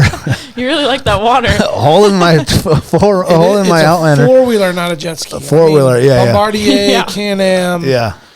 Skidoo. Full like winch out, naked, take all the clothes off, start a fire, like. Guys are riding up like, bro, it's the beginning of the trail. Yeah. We just got here, dude. I was like, start the fire. Like, well, it can only get better. Yeah. This trip's over. Just needed a 4Runner to pull up, man. Jump inside. Yeah. No, and the funny thing is there was already another dude who did like the same thing. So they already had a fire going, and I walk over there, there's another dude that's like wrapped in his flannel, and I'm like, hey, can I join your fire? So in January, Jim's is frozen, solid across. I believe so. Yeah, I mean, this was my first winter up here. Okay. So I don't know it super So you well. pick your way through the woods. It's real tight. Yeah, so you do that whole thing, and then it to opens. the main parking lot, and then you can either go like that main trail out of the parking lot, or you can kind of go the back way, which is like a little bend, and then through. Yeah. Either way, you still have to come across Jim's, which is right. If you're going toward the glacier, you're looking at the dunes. You're on this side of Jim Creek. You cross it, and then now you have that long stretch where you guys are ripping right there. Yep.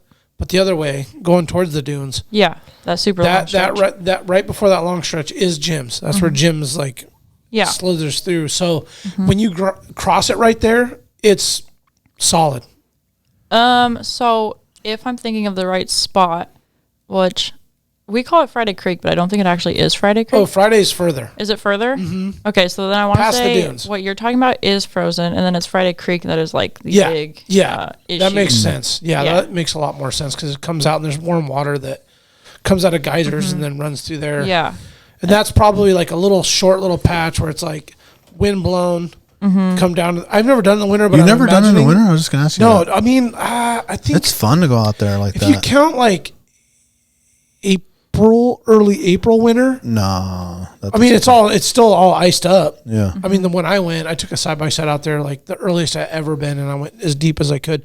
I went just past Friday, went into the woods before Wolf Rock. I'm not familiar with that. So that's when you go back into the tight woods and you're right next to the cliff. Oh, okay. The Yeah. sheep are up there, right there. And then you bank back off toward the glacier. That's Wolf Rock. Okay. I didn't know. Friday that. dumps out right before that. Okay. So that's Friday right there. And Friday can get like nautical. Yeah. Yeah, it gets deep right there. Yeah. And you're right. That one doesn't freeze. Yeah. No. There's 'Cause I've really been back there in the winter several times. Yeah, and there's always open water running right there. Yeah, and really bad ice shelves too. We had Yeah, they're a Tacoma that was. I went through before her, and I got out fine because I was I wasn't as long as her, and then she went in and got wedged in between both ice shelves. oh no. Yeah, it took us like an hour to get her out. Wrench her back up. Yeah, and I mean it was crazy. She broke her rear bumper, her front bumper, and then Smashed it all up. Oh, yeah, and then no. they pulled her back out of it, so she still had to go back across. Oh shit. Yeah, But pick the better. yeah. I Better think she crossing. went a different route. Speaking of that, you don't Pay to have play, you don't man. have a winch. I don't. That's another thing that I want to do eventually. I always feel weird when I see the dudes in like the totally clean Jeep with the winch. I have They I don't- have like a neighbor They don't use it. neighbor usually. lady Yeah.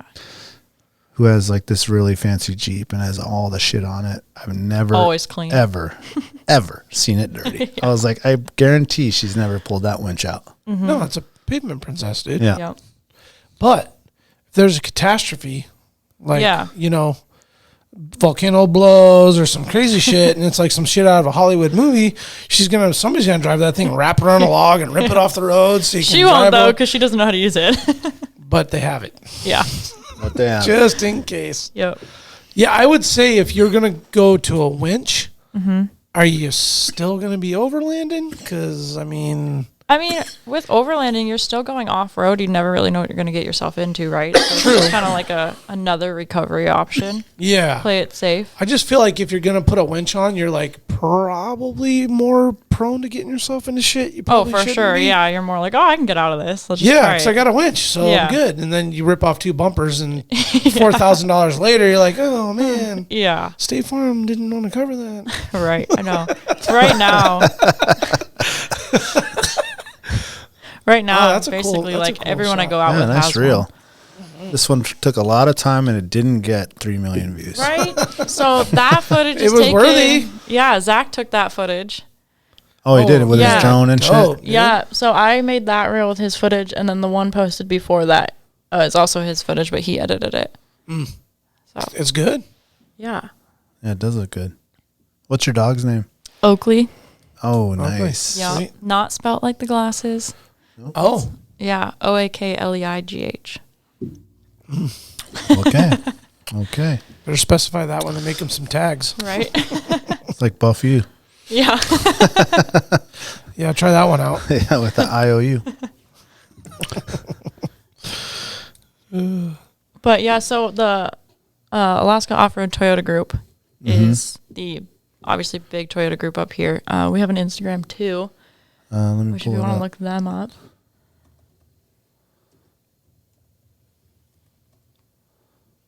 Yeah, right there. So there's Craig's This Land Cruiser. rig right there. Yep. Yeah. Yeah. I love those Land Cruisers. Yeah, they're awesome. I love them. That's what I wish my wife wanted. You can still get them. They're expensive, dude. Ooh, It's like crazy. 90 They're G's. like Lexus. Yeah. Dude, 90 racks, bro. You can buy 2 4Runners. You can. But they're nice. I noticed that guys are getting really down on those Lexus GX. Yeah. Yeah, was it 450? 460, 470. 460, 470, yeah. Yep. Small V8. Yeah, I seen when he just bought that, and Mike put the lift on it, and I wondered, I was like, man, that's like, when they have traction control and all the Yeah. electronics and shit. I'm like, man, do they bypass all that, or is it still? Yeah, I mean, I know It's they're got- like next level on trails because they're V8s. Yeah. Eat up and they things have, compared to the V6. right, Yeah. because they have power. Yep. And I Yeah, no, want they're one good of those little Land rigs. Cruisers. Yeah. Bad. And we have somewhere on there one of the glacier photos from when we all This went. one? No, I think it's yeah. So Oh, look at that. yeah, that's how many people we had out there with us. Whoa. Yeah. That's Whoops. that's What at did I do? Friday where we took our Don't put picture that- and got splashed by the jet boat. Oh, man. That huge beach right there. Well, that's like the lake area of the glacier, I think. Oh, it is? Check- Yeah, yeah. there's like a lot of regular That's shit like out here, you though. go down that big steep hill. Oh, no to get shit? Yeah. Oh, my God. It's so flat and huge. Yeah. It's massive. Wow. But it was That's funny. like 30 people. Yeah. Damn, that's not the spot I thought. Oh, it is of the glacier right there. Oh, Yeah, damn. you can see the ice in the Oh, it back. is at the glacier. Yeah. But it was funny because on the radios, we were like, all right, going down. Everyone have fun. Don't bunch together, you know. And then we're like, photo, everyone bunch together. Because that's a lot of weight right there. Oh, it is. Yeah. Yeah. Yeah, a bunch That's of you right there, right? 5,000 Yep. In the middle. pound vehicles. But a lot of these dudes are just regular style. Like this dude's just regular. Yeah, Yep. a lot of them, dude. Yeah, and shout out. So that guy, the first guy, AK Taco Tuner, he's moved to, I believe, Colorado now. But another guy, Russo Overland, I think is his Instagram, took over for him, and he tunes Toyotas up here. Oh, okay. Yeah, which has been awesome. I got mine tuned, and it's like night and day difference with Really? the power. Yeah, it took away a lot of the gear searching. Now I feel The like lags. I feel like I have to get up and go. Is Yeah, this a it's dude really in a nice. Jeep back here? Yep. Nice job. no. We're There's gonna another we're one, gonna too. stick you way in the A back, couple Dude, I buddy. need to edit that thing Yeah, and I just know. crop him out, dude. If it wasn't for that epic valley Yeah, with we're the just sun like, in there it, you go. like, There yeah, it is. Perfect. Wow, Jeep guy, how the hell did you manage to get that? Yeah, odd man out. That Oh, was there's like another a- Jeep right there. It's like a You're right. photo. It's like a Crop photo him out, bomb, too. dude. It's like a photo bomb. Fuck, man. Yeah, is that Craig's in the very back there? Craig's is next to mine, I believe. Oh, right there in the middle. Yeah, No, the middle one is the AK Yeti. he's like two from the right. Yeah, red he's that one. Yeah. Yep. Mm-hmm. So I That's think pretty dope, man. Do people like name unless their he was in rigs? his GX, huh? People name their things? Yeah. So the one next to me is the Yeti. Okay. What's yours? I haven't named it. I'm not like a name person when it comes to that. We are great at naming things. Yeah, you want to name it? Yeah. Yeah, give me a minute. It'll be the name of the show. Yeah. But You have to wait till it comes out. Then you're like, that's the name. That's it. So that picture is the ladies of the group who went on the trail that day, and then the two to the right of me are the other two ambassadors for Alaska. Okay. Yep. So a 4Runner and a Tacoma. Yep. New ones. Yeah. All like 15 and up. I believe so. Yeah. Yep. Taylor's a super built. The one in the middle. Yeah. She's on 35s and has done a Seems lot. nice. Yeah, she Yeah, beats dope. hers. Something Yeah, she she does. I'm like, I rallies could it. never. Yeah, she currently is running no front bumper. It got yanked off on our trail 2 weeks ago. Yeah. That's so cool that you guys do that. How often do you guys get out and try to hit trails and stuff? So trails are not as common as just like meetups, because we try and do things that like everyone can do, because not everyone is of the same level or has the same build to go out and actually like do trails, or they're just Or not. willingness. Yeah. Yeah. Exactly. So we do meetups probably once a month that we try. Just like around town? Yeah, we held one at Cabela's. We did one at Total Truck before I left for the fishing season. We've done a lady-owned Toyota one, and then we drove up to Hatchers. So just stuff like that to kind of get everyone involved. Yeah. And then we're trying to get our like Kenai and Fairbanks area people up here a little Oh, bit nice. more. Yeah. Yeah. Yeah, and before I left, we really talked about like the Anchorage people driving up to the Fairbanks people, Yep.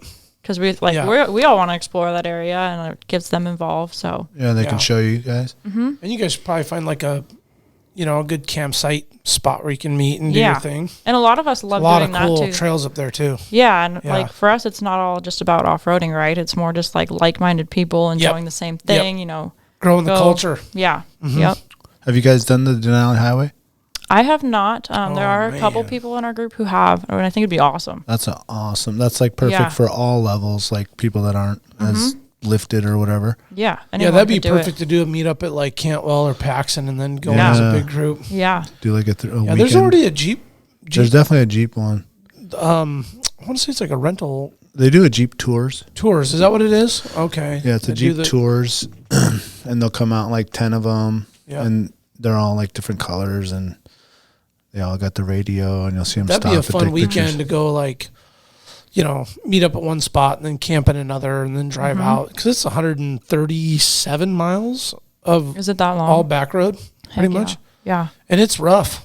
I mean, it has spots. And you could even hit some trails. Trails on the Oh, way. yeah. Like for some of you that are for equipped sure. for that, yeah, because there's some mean trails out or there. I'm sure there's there'd even be things where like great spots. some people stay behind and continue like around the fire doing whatever, and other people are like, "Okay, we're gonna go do this trail for the day." Like, Yeah. catch you back at camp. Yep. Yeah. So. Yeah, and there's a lot of legit trails that have already had some funding and upgrades and maintenance done on them to support big rigs. Stuff like they that, only yeah. go so far. I mean, then it kind of cuts down to like side by side and 4-wheeler stuff. But Yeah. they're like 3 to 10 miles, which is like perfect for a day. Yeah, you can still get up there and get Yeah. up on some cool Sure. spot. Yep. Yep. Go Yeah, down for to sure. the Golcan or something and, Yeah. just get down there and have some lunch and do the thing. And, Yeah. it's all part of the full adventure more than just like, Right. you can drive from the driveway and go out to Knik Glacier and get back home by 5 p.m. Yeah, for sure. There it's like a 3 or 4 day, deal. And And you guys all have like radios or something? Yeah. We all, well, for the most part, everyone has one, but they also come in like sets of 2. So if one person doesn't have one, you give it to someone like else. walkie-talkies or So they're GMRS, GRMS, whichever one it is, like radios. avalanche style? Or is it like CB kind of style? So it's like the new CB radios, from what I understand. Okay. But What are they they're called like- again? It's either GMRS or GRMS. I should know that, but I don't. Let me look at, well, we have a computer with the Yeah. internet right here. GMRS radios. Yep, GMRS. Let's see. Yeah, so it's kind of like a walkie-talkie style. It's not like Everybody's the, on like channel 72 or whatever. yeah, you and just pick a channel and go. Yep, you do have to register with the FCC Oh, it's Oh. these right here. Oh, to wow. run it. Is that it? GMRS? So yeah, you could have that one. I just have the little like handheld ones. Oh, okay. So there's both. Yeah. So with that, do you not have to have the big ass like twanging antenna? Nope. Okay. Nothing. Yeah. Sweet. Yeah, they're really nice. That was the thing back in the day, just so you know. Yeah. It's still a thing. Oh, dude, it is a With thing. the whips. Like, we called them whips. And so you were super badass, at least I was, with my Silverado or Sierra, 2 of them. You just ruined it. And I had the toolbox with the whips. Yeah. But I didn't have a radio. So it was just What? It was You just- had the thing without the radio. Yeah. you get the L bracket, you bolt it to the that's fucking funny, toolbox. dude. You're like, yeah. Damn, he 4x and shit. He's got KC lights. He's got a KC CB. lights. Oh yeah. Oh, yeah. Like, oh no. You're just No. rolling down Mulder. I hit Jim Creek and my axle broke. So it's like let's not get it twisted, but it looked good at the stoplight, man. Yeah. Rolling the strip, you was looking tight, dude. Throw a black light in there. Jim Creek. Black light glowing. Yeah. As soon as I jump this, the whole body's gonna fall apart. Yeah. All right, we'll be right back. The Treehouse AK, your one-stop dispensary located at 341 Boniface Parkway. Be sure to ask the bud tender about their deal of the day, because honestly, there's always something good on deck. And guys, listen, this is where the culture lives. At the Treehouse, their dedication to servicing consumers has been developed through a lifetime of involvement in the cannabis culture. They're committed to providing the highest quality products at whatever value your budget affords, while always maintaining the deep-rooted principles that have carried them this far. Their focus is on relationships over transactions, and you can always depend on them to treat you with the respect you deserve. Hit them up at thetreehouseak.com, and remember, you must be 21 years of age to enter their store. Tailored Restoration, 24-hour emergency home services, helping Alaskans restore their dreams since 1972. Services include fire, water, mold, post-emergency cleaning, repair, and remodeling. Tailored has an emergency response number with trained professionals available to help you at any time, day or night. Give them a call in Anchorage, Eagle River, Matsu, or Fairbanks. Make an appointment today at tailoredrestorationalaska.com. Since 2008, Serrano's is Anchorage's own new generation of old cocina. Their menu showcases the passion and love of their rich heritage and unique family recipes that have been passed down through the generations. Serrano's goal is to embrace and display trad flavors using the best ingredients that are available. They focus on making everything from scratch daily. In-house menu includes handcrafted corn tortillas, salsas, carne asada, and chorizo. But don't take their word for it. Experience their tradition and sabor for yourself. Locations on Tudor and Northern Lights, both with new tequila bars. Check out their daily specials at serranosmexicangrill.com. The Connoisseur Lounge, located in the heart of Palmer, Alaska. The Connoisseur Lounge is Palmer's first locally owned and operated cannabis retailer. Their beautiful store is located at 226 Evergreen Avenue. The Connoisseur Lounge has exclusive cannabis products such as Snowcap Romance, Aurora Haze, Super Glue, and one of our favorites, Sugar Cookies. And if you're not into the flower, the Connoisseur can hook you up with edibles, vape supplies, and a ton of CBD options for all your health and inflammation needs. Check out their daily deals at theconnoisseurlounge.net, or even better, stop by the lounge today. Remember, you must be 21 years of age to enter their store. So what's the coolest trip you've done, you think? In terms of like off-roading? Yeah. I think it goes back to the glacier run.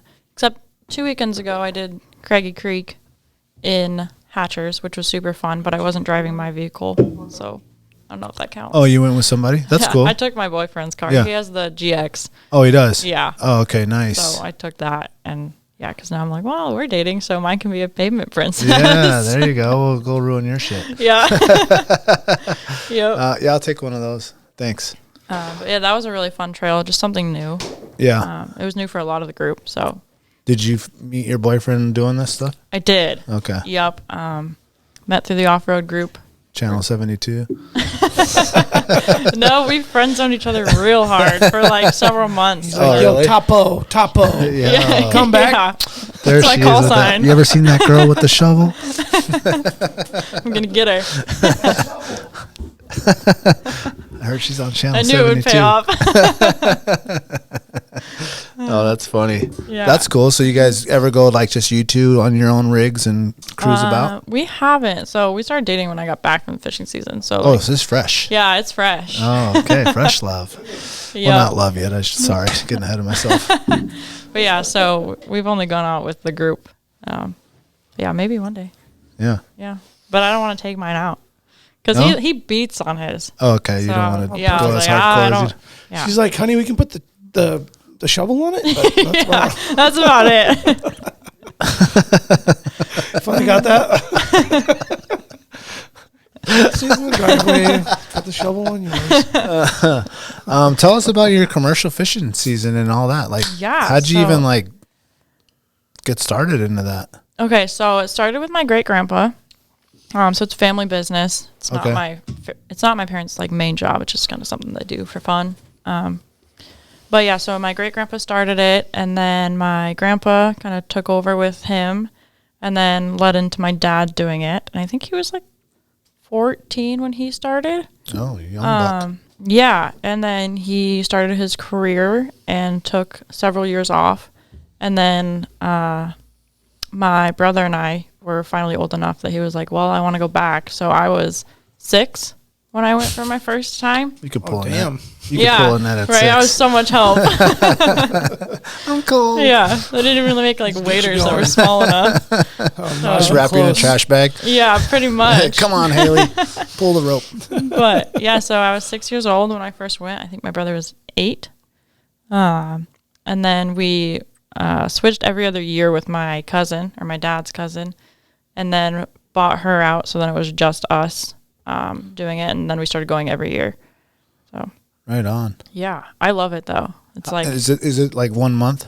yeah. So the season is longer than 1 month, but we go for 1 month. Okay. Mainly just because my parents are taking time off from work, and then we take the dog, and she can only, with her vet certificate, be gone for 30 days. Got it. And So- this is where? This is Bristol Bay, so we're in the Igagik district of Bristol Bay. Okay. Yeah, it's historically like kind of the Nushagak does a little bit better every year, and then we're right under there. Okay. Yeah. So you guys How probably was heard the of season Nush. this year? It was record breaking. I've heard that from a lot of buddies. absolutely insane. Yeah. We caught about 40,000 over our record year previously. Wow. Really? Yeah, I mean we were. How was the sell price? So Decent? we're not finalized yet, so we actually okay. don't know. We get a base price off the beach, and that's just kind of like, this is kind of what we can give you, but the final price hasn't been distributed yet. So Is but that it's base supposed to be price good. come down sometimes? No. It's always like, this is the... Yeah, if At anything, least we can give you this. this. Yeah. But it might be more. Yeah. Oh, okay. So Okay. usually the big like tenders will set a price, and then who we sell to will usually match it if they can. And then they'll do like bonuses on top of that if we're like 100%ers, which means that we only sell our fish to them and we don't split between like two canneries. Yeah. Oh. So they'll like bump up the price a little bit for that. Is that Alaska Seafood?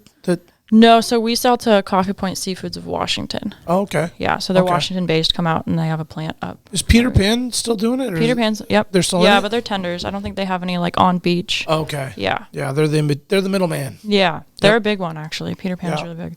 Same with like Silver Bay, I think it is, and Those are all ones. tenders. Yeah, those are all tenders. And so I think about like seine boats getting fish to the tender. How do you guys get them to the tender? So we don't have to use a tender because we're all on the beach. Okay. So we use our four-wheelers, and then we have trailers attached to our four-wheelers that have these big totes on them. And Okay. then fill those and drive them half a mile down the beach, and then a forklift takes them off, weighs it, and takes it off to the cannery. The same as if a tender pulled up and they dropped the... Yeah, essentially, out the because tub usually out. you have those like brailers is what they're called, and they go onto the forklift and pull them up, and it dumps the fish. But we actually got rid of those actually a few years ago now because it's just so much easier. But now we literally have totes that they just lift up, set it on the scale, give us a new one, we drive away. Perfect. Yeah, way Okay. faster. So they're just interchangeable. Mm-hmm. Nice. Yeah, makes the process Well, and faster. I have to believe, too, it doesn't, like, beat the fish up as much. Mm-hmm. Like, Yeah. you don't want to move them a lot if you can help it, right? Yeah, so we're really gentle on the fish. It's like if we don't have a layer of fish on the bottom, we are like gently placing them in so that we're not bruising them and stuff like that. And then time is another like really important thing is how Yeah. fast you're able to pick them out of the net and get them on ice. To the What's that time frame? I'm always curious about when you, like, see a fresh red sitting at Nusa Gaia, like, from the time it got plucked out of the water to there, what is that? So for us, like the tide comes in, we let the tide do its thing. And then when it starts to go out is when we go out to start picking it. If there's not much in the net, I mean, we could do it super fast and get them down to the cannery, and then the cannery immediately puts them on ice, and then they start processing them. Okay. And then throughout the season, they'll start flying them out or barging them out, and then they kind of get dispersed. Like, same day. Yeah, they can be same day, but ours at Coffee Point are head and gutted, so they're not filleted. Okay. Yeah, I believe, if I'm correct, they're actually shipped down to Seattle, where they're then filleted and sent off. Yeah. Yeah, but we do send a lot of our like eggs and stuff like that overseas. Is a big part of our market for our cannery. So, Do you like yeah. to eat salmon? It's like the only seafood I like. Okay. Yeah. That was the opposite answer I thought you were going to say. Because Well, a lot we of buddies that I know that do that, they're like, I don't eat salmon. Yeah, we don't Yeah. really eat it that much though. We didn't eat it at all this season. Yeah. Because you're so busy like picking it. It's like I don't want to take one and cut it up later. Yeah, you go Yeah, home and yeah. have tacos. You're not eating, Yeah. you're not eating fish. Like, Yeah. let's throw a piece on the grill. Like, I ain't got time for that. Yeah. I'm trying to get a Yep. dinner, go to bed, be up at Yeah. 4 a.m. and back at it. And Like, that's I'm what not- this season was. It was like back to back to back. It was eat, sleep, fish, eat, sleep, fish. I mean, we're lucky with how we do our food. We now have a frozen load. So we like, or my mom, I should give her all A the credit. frozen 'cause load? Yeah. So we used to just have a dry goods load. And now we have a frozen load. So we meal freezer prep full all of of our food. thing and then freeze all of our food and send it up on a frozen barge. Wow. Yeah. So you can defrost It's quick like totally changed the game. meals, spaghettis, Yep, and things throw like it in that. the oven and Ooh. yeah. And then when you don't have electricity, water, or anything like that, it's a lot less dishes and Yeah. all that kind of stuff. Just makes it easier. Damn, I could have used a frozen think load on that that through. sheep hunt. Just get a drop. How are you going to cook it? Yeah. The jet boil, there the you go. reactor. Just slice a piece off. Drop it in there. Just throw it in the bottom of my sleeping bag. Get her warmed Get up, all, ready to go. get all lofted out.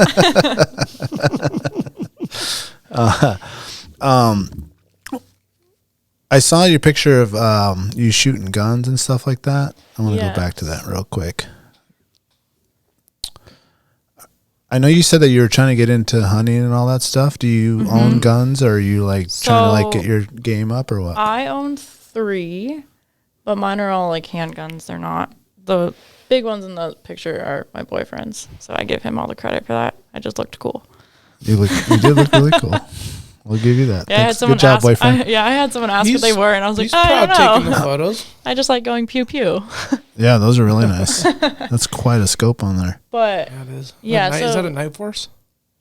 You're asking her? You're asking I me? don't know, man. She wants to go kill She wants to go take a moose, man. I have a mean, text I'm that just trying to explains what everything is. Okay, there you go. honey, All right, listen, if they ask you about the guns, Yeah.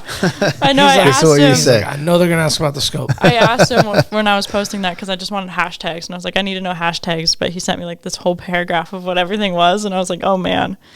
all right, let's hear it. Well, let's see what you got. What do you have on find your it. chest? Because that's yours. So on my chest is a Smith & Wesson 10 millimeter, All right. 4.6 inch barrel, which is new for them. I actually had to go to Gunfighters out in or not Gunfighters, they're out of Idaho. Quick Lock holsters out in the valley, which is a local guy. I don't know if you guys have heard him, but to make that holster custom for it because they didn't really make any that actually fit it because it was so new.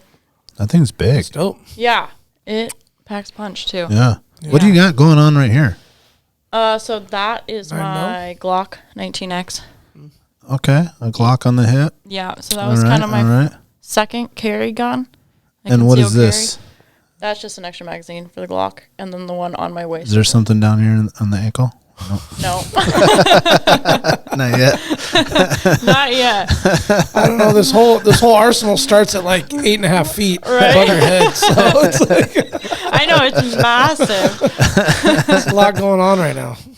Yeah. What are you firing that 10 mil, man? I have to ask people all the time, like 250s or like 230s. For what? The grain bullets you're shooting. Oh my gosh, like, I don't even know the answer to that. I just bought some cheap like practice ammo because I don't really have experience with 10 millimeter. Okay. And There's no like bear rounds in. No, I did buy bear rounds, but I haven't practiced with those. Yeah, I'm trying to remember what those are. There's buffalo bores, and then there's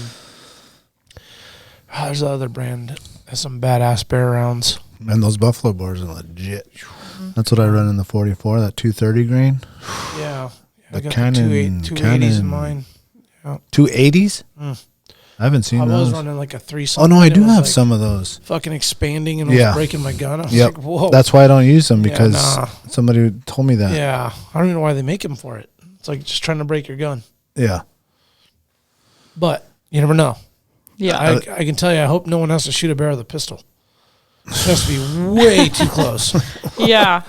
has to be way too close. Well, I thought about revolver because that's a pretty new gun for me. That's a great gun, though. Yeah, good. and my thing was Yeah. like I'm way more comfortable with that kind of gun. I know I can shoot it. Well, you can throw a lot of lead more rounds, too. too. Yeah. Well, Yeah. the most important thing is you can shoot it. I can shoot it. Yeah. Right. You're not like scared of this freaking Yep. 500 Hand cannon. Yeah. I was like, Yeah. I need something that I know, like, if I am in like some situation, like I could shoot it like blind, Yeah. basically. So. Right. And what is that? Like 20 rounds? 16, I right? think it's 16. 16 yeah. in there? Yeah. I'm always thrown off by that. I'm like, damn, with a revolver, you get 6 shots. Right. And that was another thought process. No, I was you like, get 5, dude. you have to have a 44's good got shot. 5, I want to say. I know. I was thinking about like that bear charge, Yeah. and I'm like, dude, I wouldn't even shot that thing until it was like 15 yards away. Like it would have to be so close to actually, Well, with yours, because the short snub. Well, either way, I'm just saying Dude, it's gonna have to That be long close. barrel is accurate, dude. Like far. Yeah, I just think about like, man, But it's still, just like- it's like too close either way. Yeah. The Yeah. the 10 mil's cool because you get extra. You can You can start shooting from a distance. Yeah, I mean, well, either that or maybe I feel like more times than not you might get a bear to back off. Yeah. Mm-hmm. Yeah. You know, even if he gets nicked or Yeah, hit or his it's paw or something and yeah, just bullets like, are just hitting Yeah. the ground and like he just Yeah. something's like boom, boom, boom at his face. Like Yep. you know, with the revolver, I'm gonna wait until like the first one's Yeah. hitting. I'm not gonna just start throwing them at it. Or I'm even gonna just wait like, until it's close enough that like the first one's gonna hit. yeah. And then it might be too close because he might still be able to come in and Yeah. Or even just like a Contact. warning shot. Like sometimes that is enough to get them. yeah, totally. So, and you don't have to worry about that when you have 15 more. Sure. So, That's a good point, because I've had to do many warning shots, and then you're just down to 4, yeah. Yeah. and you're like, And it's sketchy shit. when they like, they run off the first time and then then they're they gonna don't come really back. run off the second time. Mm-hmm. If they come back the second time, that's typically an issue Yeah. yeah. because they're like, now they're getting ballsy Right. about the situation. Yeah. But And I have quite a bit of bear experience just being a fisherman. I mean, they're all around us. all season long, and sometimes they can come up in your business. Yeah, the young ones get testy, don't they? Mm-hmm. The adolescents. Yeah, we had one charged. There's like 2 sites over from us, broad daylight, just start charging them. But they had nowhere to go except for into the water because the bear was by their 4-wheeler. Oh, shit. Yeah, it was crazy. And then after that, we all started carrying while fishing. So. Yeah. Oh, for sure. Yeah. You see the video of the dude on the slope and the 2 brown birds come in? He like jumps up on the truck. Yeah, that was crazy. Slope life. Yeah. No, I didn't see that. Yeah. Well, No shit. it's on social media. Yeah. Can I see it anywhere? Maybe YouTube, maybe? No, probably not.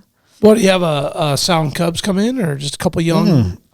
A couple young ones. Mm-hmm. And one of them like ran after the dude and he had to like jump up on his tractor or whatever he was on. Yeah. Mm-hmm. I think it was just like messing around, but Yeah, it looked I'm kind sure of they playful over like actually. yeah, it wasn't like trying to get him. I think it was Yeah. just like, what is this thing running around? Uh-huh. Yeah. I'm gonna grab Well, it. that's the funny thing about bear encounters, man. You just like don't know. Like 80% of the time, they're gonna like run away.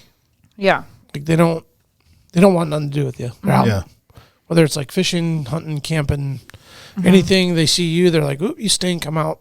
Yeah. But you get those encounters where it's like the bear probably didn't have any intentions, just like that little brownie that was messing around at Trail River last year. Man, 2 of that them. one- There's yeah. 2 of them. Yeah, that was. Was pretty like dead set on the idea that like they had lost their mother or had been separated or pushed away. Probably the real Pushed situation was that they were like at that second or third year. It was like, dude, Yeah. you gotta go. I got Leave. other babies now. Yeah. Yep.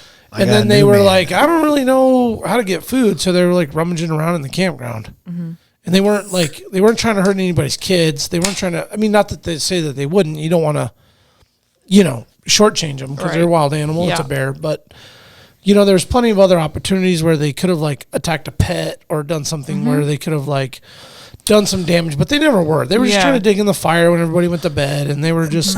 Haley, I woke up and the thing was. But right they at were the way couch. too close. It rubbed against the tent and then went into the fire, and looked They at got me way with his devil eyes and didn't care. No, they looked way too. They were way too comfortable in our camp. Yeah. Yeah. Like they got mace sprayed at them. And we got little kids. And I mean, they get like that when they're around people so much. Yeah, It doesn't They're faze just them. kind of like, well, you're not a threat. So, and you smell good all the time, Yeah. right? Your They're- food they're- next to yeah, you they're and- attracted to it. Yeah. yeah, it's not their fault. Yeah. That's for sure. I know a lot of times, or I guess I don't know, I shouldn't say that, but I think a lot of the attacks and stuff like that are like a startled bear over one that was like 100%. planning to do it. Oh, 100%. Yeah. Yeah. Did you guys see any bears on your sheep? Looked hard though. We did too, man. I'm very surprised Didn't we see didn't any see one. sign. Yeah, I saw the most massive track. poop pile Oh, of it must have just did it. Like Jack was in front of us Damn, and we you're were steaming? going and yeah, it was steaming and it was like this high. It was huge, dude. It looked like this thing, dude. It was massive. Well, at least he's full. And it was all berries. It was just like still like not even. It was like a light brown. Like he must have just been munching on berries enough where I yelled at Jack. I was like, "Hey, he's not that far away. he's right here, dude. He's right here. He's literally somewhere Yeah. close." Or you guys spooked him out. I'm sure we did because we're With like the crossing four-wheelers. rivers and Yeah. shit. Yeah. But the biggest I've ever seen poop. I wish I would have seen the bear. Yeah, usually it's like smaller piles are spread. Yeah. Where they like poop and they're walking, so they're just kind Walking, of like never like. No, it was like a pyramid, dude. It was huge. It was like yeah, this, right dude. here. It was, but higher, like this. Yeah, I should have took a picture. I was like, whoa. I had to just tell him to stop. I was like, this dude is here. Yeah, let him like, push out a little further before we keep going. Yeah. Yeah. No, that's. Yeah. So what about some hunting and fit? And you want to get into that? Yeah. Since you're a full-time resident? Yes. Hunting for sure. Actually, fishing too. So I don't even know how to fish with a pole. Yeah, I know. Isn't that sad? Disgraceful. I know. I don't know if it's sad. I mean, if you No, didn't it's do it disgraceful. I mean, people hear commercial fishermen and they just think I know how to do it all. And I'm like, no. Yeah. Like, I do it so much that the rest of the year. And living in Washington too. Like, I was in Seattle area. I'm not going to drive that far out of my way. Well, you're to in do like it. the Mecca yeah, of fly fishing. exactly. So Yeah. I'd love to learn that, and then hunting as well. Yeah. Yeah.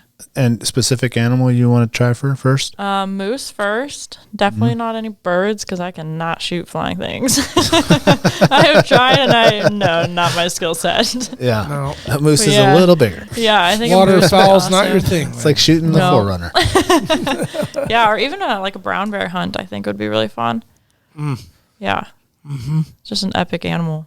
Yeah. So, yeah. Yeah, mooses too. That's a good. It's a good bar to set. Yeah. And once you become a resident, you're in. You can get an over the counter tag, and I mean, there's a lot of moose in the state. Right. Yeah. A lot. Yeah. So, and I think just like hunting in general opens up more opportunities to see the state that you wouldn't really see in does. other ways. Yeah. It really does. You see it in such a prestigious onset too, with like the fall colors, and it's cooler, it's less buggy. Like the early season's really buggy, but like the late seasons are the cool mornings and cool evenings. Yeah. You're not back there with the horse flies and the mosquitoes, and get the rut going with the moose, and you can start calling and doing the whole thing. Yeah. It's one of my favorite things. I'm looking at getting my pilot's license this winter, so I would love to combine the two. Yeah. Well, that's the pinnacle. Yeah. Exactly. Yeah. It's the dream. Yeah. You better get a lot more commercial fish. Because it's spendy. Yes. Work your way up to it. Very gracious parents. For Are you going to be an overlander or a pilot? Both. Or you're going to be poor either way. Yeah. That's funny. What is my last question? What are some must-have 4x4 gear or equipment that you think someone that's trying to get into, whether it be off-roading or overlanding, what are some few must-haves? Like modifications that I would first make to a vehicle, basically. Yeah. So I kind of think it changes where you're living, like where you are, based on terrain and stuff like that. But number one, I would say tires for sure. Probably a lift, so you're getting clearance. Then you're kind of protecting your undercarriage and stuff like that. A lot of vehicles come with stock skid plates. Mine does not, so I do have to kind of consider that. Yeah, that's weird. I have the base model. Oh, you're not a TRD? No. You're an SR5? I'm an SR5 because... You're not limited? No, I know, but there's a reason. Up, Hailey? I know. I wanted to pay cash for it, and the SR5 was what I could pay cash for. Well, so. I mean, yeah. Props to that. I mean, she's got the Viper cut, so... Right. Well, my thought process was I could build it into one of the nicer ones. Yeah. I could do that stuff myself, so... Yeah. It might have cloth seats, but it's cool. hey, fuck you, man. There's nothing wrong with cloth seats. No, they're great in the summer. Yeah. Yeah, you don't burn yourself when they're you sit great down. in the winter because then they don't freeze. Yeah, they're not frozen, dude. They don't get all They cracked. have the warmers, but just saying, But yeah, so those two things and really just armor. I want to talk though. I mean, I guess it's like do as I say, not armor? as I do. Yeah, like skid Brush plates. Oh, okay. All that kind of stuff. Okay. I don't have any of that stuff, so you have rocker. You have rocker guards. I have rock sliders. Yeah, rock sliders are armor. What's until they're not. Well, and then you get the right size alder tree that sneaks in between. Is that little side thing? Yeah, that's that. What's it called? A rock slider. Okay. So if she thought it was a side step. She gets up on something and now, she's turning. Oh, it's gonna just skid across the rock. Yeah, it's gonna turn and kind of curve and not smash the sheet side of the rocker. Yeah, and it's kind of designed so you could basically pivot your vehicle. Yeah, that's I was showing them there, like little pivot. Yep. Have you had to do that? No. So if you do that, you might be beating some other stuff up if you get to that point. Yeah. Yeah. Yeah. I mean, I've used them. I've had times where I'm go down off a rock and I'm like, oof, that hurt. Hear something? Yeah. Yeah. But it always sounds worse than it really is. It always does. Yep. Heavy piece of machinery. Yeah. Called Forerunners are heavy too. Yeah, what are they, 5,000 pounds? They're 5,500 stock. Yeah. Yeah. Yep. That's one thing that's pretty cool about them. They hold the road real well. Yeah. We repair them. I test drive them and stuff, and especially new ones. I like to just test drive them and check them out and get to know them. Yeah. For future, reference on when you come over to the Toyota life. Oh, no. No. I mean, yeah. I mean, shit, I'd have an old 4Runner. Like a 97, 98. Shit. Yeah. Put tracks on it. Yeah. Build it up. Tracks in the snorkel. Yeah. Lower the gear ratio. Go anywhere with those two. Snorkel, that's important. Yep. Yeah. So I've definitely thought about that. Yeah. Well, hold on, man. Can I get back to the Overland whole versus off-road thing? Yeah, I'm like, if you're going to go snorkel. So I guess what you could call my build. Are you ready to get water inside of it? An off-road build that only Overland. Why can't you do both? I don't understand. I could, well, but you could. You just risk Isn't more. Overland just mean you have a tent? No. No. Well, what does it mean? Well, it means, you can make an Overlander vehicle that's like more street, and then it's like your camping machine. Mm-hmm. So you can like get off the curb and go out in the ditch and off the, you can go down a dirt trail a little ways or whatever. She's kind of building up to that without damaging it. You're right. So I'm not taking anything away. Okay. Just saying you're pushing it to where it's like you don't want to damage it. Yeah. Or you put the snorkel in it where you're like ready to after you get home for the weekend, you open the doors for 2 days and let the air dry the carpets. Take on water. Okay. I don't think she wants to get water No. in her ECM in her motor in her I don't want to have 2018. No. So that's the difference? no, that's just an example of Yeah. you can do an Overlander that has a camper on top and all the fridge and all the stuff and get water in it and rally it, or hers is going to be the daily can get her to work and back, and she still has a camper, and if she has to put it in 4-wheel drive to get up a hill or whatever, she still has it. Yeah. Okay. Does that make sense? Yeah. It's kind of blurry. It's gray. It's Yeah, a gray it definitely area. is. And there's a lot of people that do both. Okay. Yeah. I just feel like it's like I see why you don't want to tear that rig up. Mm-hmm. Well, It's a nice vehicle. Yeah. Yeah. Okay. It needs to get you to work, Right. get you to the podcasts. Yep. Because you're going to get popular now. You made it. You've been an AWP, so it's like it's what it is. But no, I just feel like if I'm you, I'm going to put the Overlander kit on it, but I'm not going to try and go get it up to the rockers in Purinton Creek's Marsh 3. Yeah. Right? Yeah. Yeah. Okay. All right. Does that- okay. does that get- okay. is that there you better? go. Okay. There you Yeah. go. There you go. All right. Bring Josh into it. Okay. Yep. Okay. Sorry, Josh.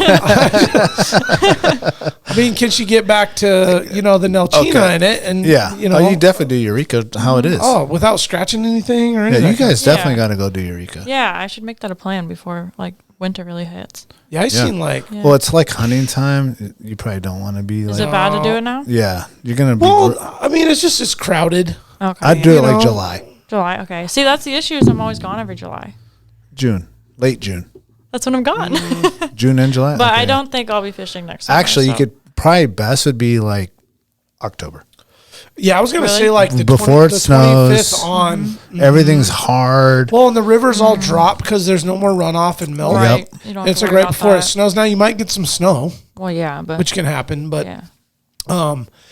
I'd say the conditions, although trails are going to be pretty ripped up because of the Yeah. other machines that went through the holes and all this stuff. But Yeah, that's fine. man, the trails are so defined when you get out on a hunting access trail in Yeah. October 2nd. It's like, wow, they went around the big holes. The trails are built around it. You kind of know where to go. All the rivers have dropped. So you can cross everything without getting waterlogged or soaked or jet skiing down the Nelchina. Yeah. You can cross It's a it. must do. Do you want to And I really hope I don't end up in the river. Especially that thing. too if you're crashing in your 4Runner and you're sleeping inside, you're not necessarily maybe in a tent Yeah. unless you're doing the Overlander thing. Yeah. And The only issue with sleeping inside is that it takes up a lot of your space for stuff, yeah. especially with the dog and stuff. It's like, I have my front seat to store stuff. You want a so, tent. Yeah. It'll come. You want to get a tent set up. Yeah. You're on track. Yeah. You are, For man. sure. You're on the right direction. I get it. Your story's pretty inspiring to me because, we've had our fair share of lifelong Alaskans on the show and folks that have lived here a while or, still are relatively new. You're at the 1 year mark. Pretty fresh. Yeah. Yeah. And it's cool. It's I encourage someone who's looking for a new lease on life, a fresh start, not necessarily stating that that's what you're doing, but that embracing and with a positive mental attitude, what is out there and available to you here. That's really what it was, though. I mean, I graduated from undergrad and was at this super dark spot in my life where, you know, I got rid of what was toxic, but I was still dealing with that part of my life. And then I was like, okay, well, I need to figure this out first and then kind of like figure out my next steps. And then when I was good from that, I was like, okay, I want to move. And then I started thinking about where I wanted to move. And I was like, well, I already spend my summers in Alaska, so let's go. And then we had some family friends who are only up here in the summers, and they were like, just live at our place when you move up, because I was moving up literally the day after they were leaving. And then the job that I have now, my dad is best friends with the now CEO of the company, and it's a Washington, Montana, Alaska branch. So he was like, or business, not branch. But he was like, if you want a job to move up there, like, I'll get you one. And I was like, just all these things aligning. It came together. Yeah. And so I was like, had Sometimes my car that's on what it takes too. Yep. My car was booked to come up here in like a week. And I was like, I'm going. Yeah. But yeah, like we said, or like I said earlier, it was like, if I'm not happy what I'm doing in Washington, I'm not going to be happy doing that in Alaska. Like, you can't just do the same thing. Do the same thing. Yeah. in a different place. Yeah. So If you approach it the same, the outcome's going to be the same. exactly. Regardless of what walls you live in, what roads you drive on, and what places of work you go to. Yeah. And I mean, I was like total introvert before moving up here. It was like a total, what is it, 180, 360? 180. Now you're on Yeah, podcast. came out of your Yeah, shell. Yeah, yeah. look at you. Yeah. And you're not even like, you weren't hesitant to come on here No, I was super and excited. talk to us. Yeah. Yeah. I was like, this is an awesome opportunity. It sounds like really the introvert wasn't you, actually. No, I think it was just me being unhappy where I was, I Yeah. guess. Defiant Yeah. to change and find happiness. Yeah. And it Make also the ultimate sounds choice, like man. you were embraced here Yeah, by the for groups sure. that you joined, and I find that that's a unique Alaska thing. There's so many different groups you can be a part of, whether it's, you know, off-roading or a fly fishing group or Yeah. just hiking or fat tire biking. There's so many groups in there, and all these groups are so open to obviously local people, but anyone outside that's Yeah. like moving. They love new Yeah. people. Yeah, they Yeah. do. They do. And we have tons and tons and tons of listeners that are like excited about visiting Alaska, or they're about to move to Alaska. Yeah. They just need a nudge. Yeah. Yeah. Yeah. So get on Yeah, that Facebook, sure. get on that Instagram, get on that social media and find those groups and just join. And then you get here and you're going to be a part of some rad thing. Yeah, for sure. I mean, that's how I got started up here with Lady Owned Toyotas. But I got a message from the ambassador of Alaska, and then I was like, hey, I think I'm moving up. And she's like, that's awesome. And then she talked to me like every week. And then when I finally moved up, she was like, this is when our next meetup is. And then just, I mean, now I'm an admin for the Instagram page. I'm an admin for the Facebook page. I'm You're an all over it. ambassador. It's like, Yeah. taking every opportunity that's been given to me for sure. Well, isn't it like in our human nature too to be part of the clan? Oh, 100%. You know, and I'm not saying Yeah. that's for everybody. Right. You know, there's people that do their own thing, and Yeah. kudos to them and respect. But but the majority of people. if you like to interact with other humans and enjoy life and share the enjoyment of life and fruits, and up here, as cliche as it may sound, it's big. It's great. It's the last frontier. There's a lot there. It's hard, long winters. They're dark. It's expensive. There's a lot of things working against you. But if you really want it, Yeah, you have to make the active effort. yeah. And there, to Daniel's point, man, there's like all these people up here that love it as much as you, whatever that is, Yeah. right? Yeah. Everyone loves something about it, and they're like Yeah. more than willing to share and teach and bring you along for things. Good for you for getting out of your comfort zone. Yeah, no, it's been Because awesome. wasn't that a hard move? It actually just break free? wasn't. Like, I was super excited. Or My relieved? parents were like extremely supportive. My entire family was. Everyone was like, friends were like, you're crazy moving up where you have no family and like all this stuff. And my parents were like, no, this is gonna be like an tough. awesome experience for her, and like we can still go visit her and like all this stuff. And now they're kind of talking like, we never see you. And I was like, well, I moved. Well, you said you want to buy a house, so let's get a Yeah. spot, and So- I'll take one of the rooms. And I need a garage. Yeah, right. could we I put know. a 2-post lift in the room? Yeah. Can you give me some tracks for the morning? I can show you some really cool spots. Yeah. Been looking at these toolboxes, and Right. No, so when I first moved up here, I was grad school full-time, working full-time, and then working a part-time job through grad school. So I was super busy, and now that I'm done with grad school, it's like I have all this time.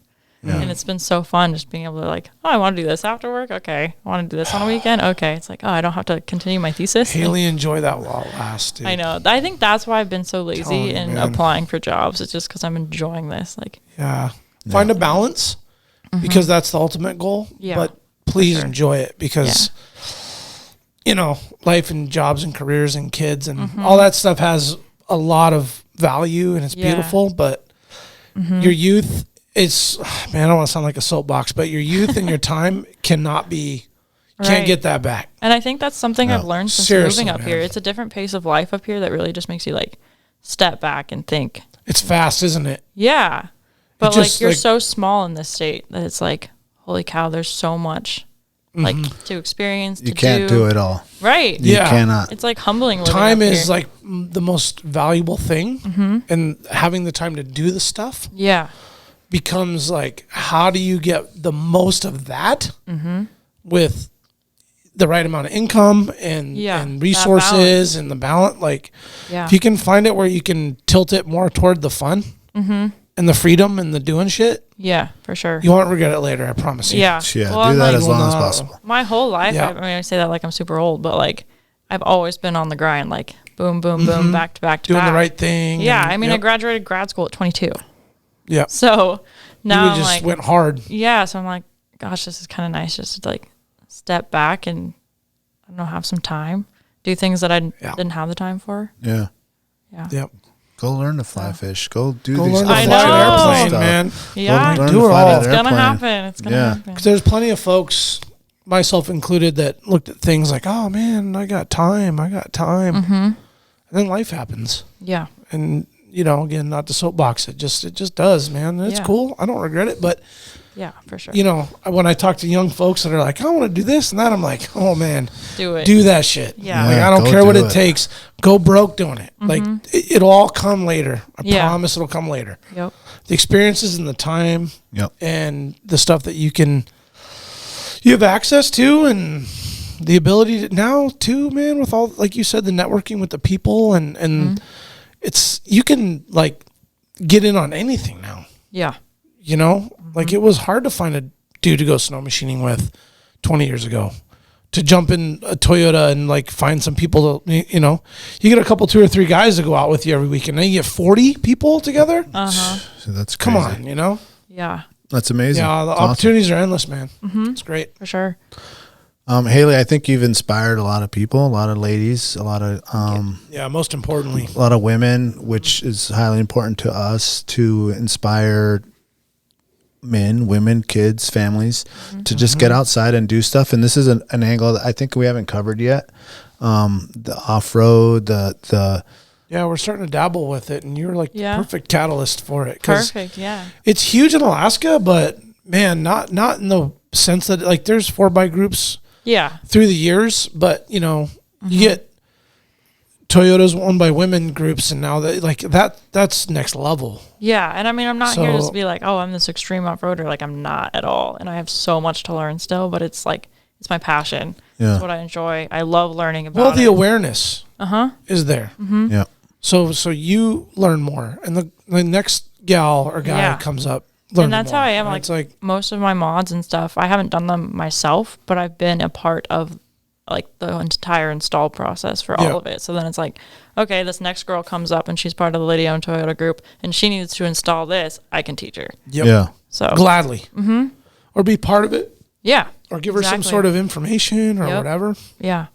That's how it was with the Viper cut that I did. I've had, guys and girls be like, hey, can you do it for me? And I was like, well, I'd rather like teach you, but I can. Yeah. Like, but I don't want to go to AIH and buy the tools. You got them. You got the saw blade and everything. Yeah. Well, Hailey, we appreciate you coming in. Anyone that's looking to maybe get in contact with Hailey, it's at HBuff_AKRNR, HBuff AK Runner, pretty much. Yes. And any of you ladies that out there that might have a Toyota, I'm sure that ladies shoot me a message. Shoot her a message. She'd be down with that. I appreciate you coming in. I think that you've really inspired people that are looking to do a different angle. Not everyone's trying to go extreme sheep hunting person, but this is something that like you already have the car, you just want to do a couple things and join a group. It's amazing. Yeah. Yeah. It's awesome. I love it. Yeah. No, like Daniel said, definitely an inspiration to like a new Alaskan who's embracing the lifestyle, the culture, the opportunities. Yeah. Kudos to you. Thank you for coming in. Means Thanks a for lot. being part of it. Yeah. And thanks for being another angle for us to remind people of what, our message is and what we're about and what we're, bringing awareness to. And you just brought a whole nother angle to it. Oh, for so sure. thank you so much. Yeah. It was Embrace great. It was Alaska. great. That's awesome. Yep. Subscribe to the YouTube channel. Leave us an Apple Podcast review. Go to AlaskaWildProject.com. We got new hoodies, new shirts, new hats, new all kind of stuff coming. If it's not there yet, and probably be out Nice there by the time this colors comes too, out. man. So we got some new beautiful things coming. Support the sponsors. They make all this stuff possible. Total Truck for sure. Alaska Got a lot of love Overlander. out there. Alaska Overlander. All the sponsors, man. got All Craig these people coming are in people here, that too. we trust, and people that we know are doing legit stuff. So we appreciate that. And thank you to all the listeners inside the state, outside the country. We appreciate you guys. Alaska, stay wild. You'll remember my speaking to you of what I call your overcautiousness. Are you not overcautious when you assume that you cannot do what the enemy is constantly doing? The Alaska Wild Project podcast is brought to you by the following sponsors. Barney's Sports Chalet, supplying hunters with the best hand-selected gear since 1963. The exclusive home of frontier gear built for the rugged Alaskan terrain. Your one-stop shop for all your outdoor needs. Visit Barney's today at 906 West Northern Lights. Arbor Digital, the forefront of digital assets, cryptocurrencies, and wealth management, providing a low-cost, research-based investment strategy for Alaskans looking to invest their hard-earned money. Visit arborcapital.io today to put your money to work. Tailored Restoration 24-hour emergency home services, helping Alaskans restore their dreams since 1972. Services include fire, water, mold, post-emergency cleaning, repair, and remodeling. Give them a call in Anchorage, Eagle River, Matsu, or Fairbanks. Hit them up at tailoredrestorationalaska.com. Total Truck and Alaska Overlander, Alaska's premier supplier for custom automotive accessories and overlanding products, providing all-inclusive rental vehicles and trailers custom outfitted to explore the Alaskan backcountry with a unique and convenient traveling experience. Serrano's Mexican Grill, 2 locations, one on Tudor, one on Northern Lights. The Northern Lights location has their new tequila bar. Check it out. Also see their daily specials at serranosmexicangrill.com. TheTreehouseAK.com, located at 341 Boniface Parkway, Alaska's own and grown cannabis and CBD store. Ask the bud tender what the strain of the day is to get your 10% off. The Treehouse, where the culture lives. The Connoisseur Lounge, Alaska's premier locally owned and operated cannabis retailer, located in the heart of Palmer, Alaska. Their cultivated products include Snowcap Romance, Aurora Haze, Super Glue, and much more. Find them at theconnoisseurlounge.net. AKO Farms, located in Sitka, Alaska, built from the ground up with concentrates as their single motivation, with exclusive products such as their sugar wax, full spectrum diamond sauce carts, and more. Ask your local bud tender about AKO. Marijuana has intoxicating effects and may be habit-forming and addictive. Marijuana impairs concentration, coordination, and judgment. Do not operate a vehicle or machinery under the influence. There are health risks associated with consumption of marijuana. For the use of only by adults 21 and older. Keep out of the reach of children, and marijuana should not be used by women who are pregnant or breastfeeding. The Bait Shack, located on Ship Creek upstream of the bridge. Can't miss the bright red shack. They are the go-to fishing gear rental and guide service on Ship Creek. Tight lines and fish on. Come hook into the action with them. Hit them up at thebaitshackak.com. Anchortown Dogs, located on 4th Avenue across from the old 4th Avenue Theater. Look for the blue and gold umbrella. From reindeer dogs to bomb euros, they've got you covered.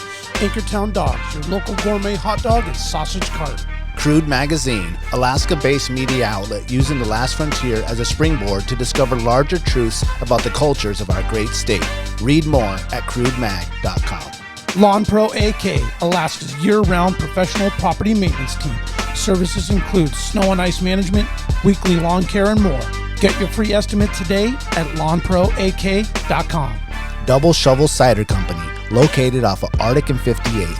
handcrafted Alaskan-made colonial ciders. They also have a tap room downtown on the corner of 5th and E. Stop by today and taste an award-winning cider. Lady with a Plan, your own Alaska event planner. From scouting the perfect location to planning the tiniest details, specializing in event management and production for intimate social gatherings. Find Lady with a Plan on Instagram. Should you not claim to be at least his equal in prowess and act upon the claim? I say try. If we never try, we shall never succeed. This proposition is a simple truth, and it's too important to be lost sight of for a moment. If we cannot beat the enemy where he now is, we never can. It is all easy if our troops march as well as the enemy, and it is unmanly to say they cannot do it.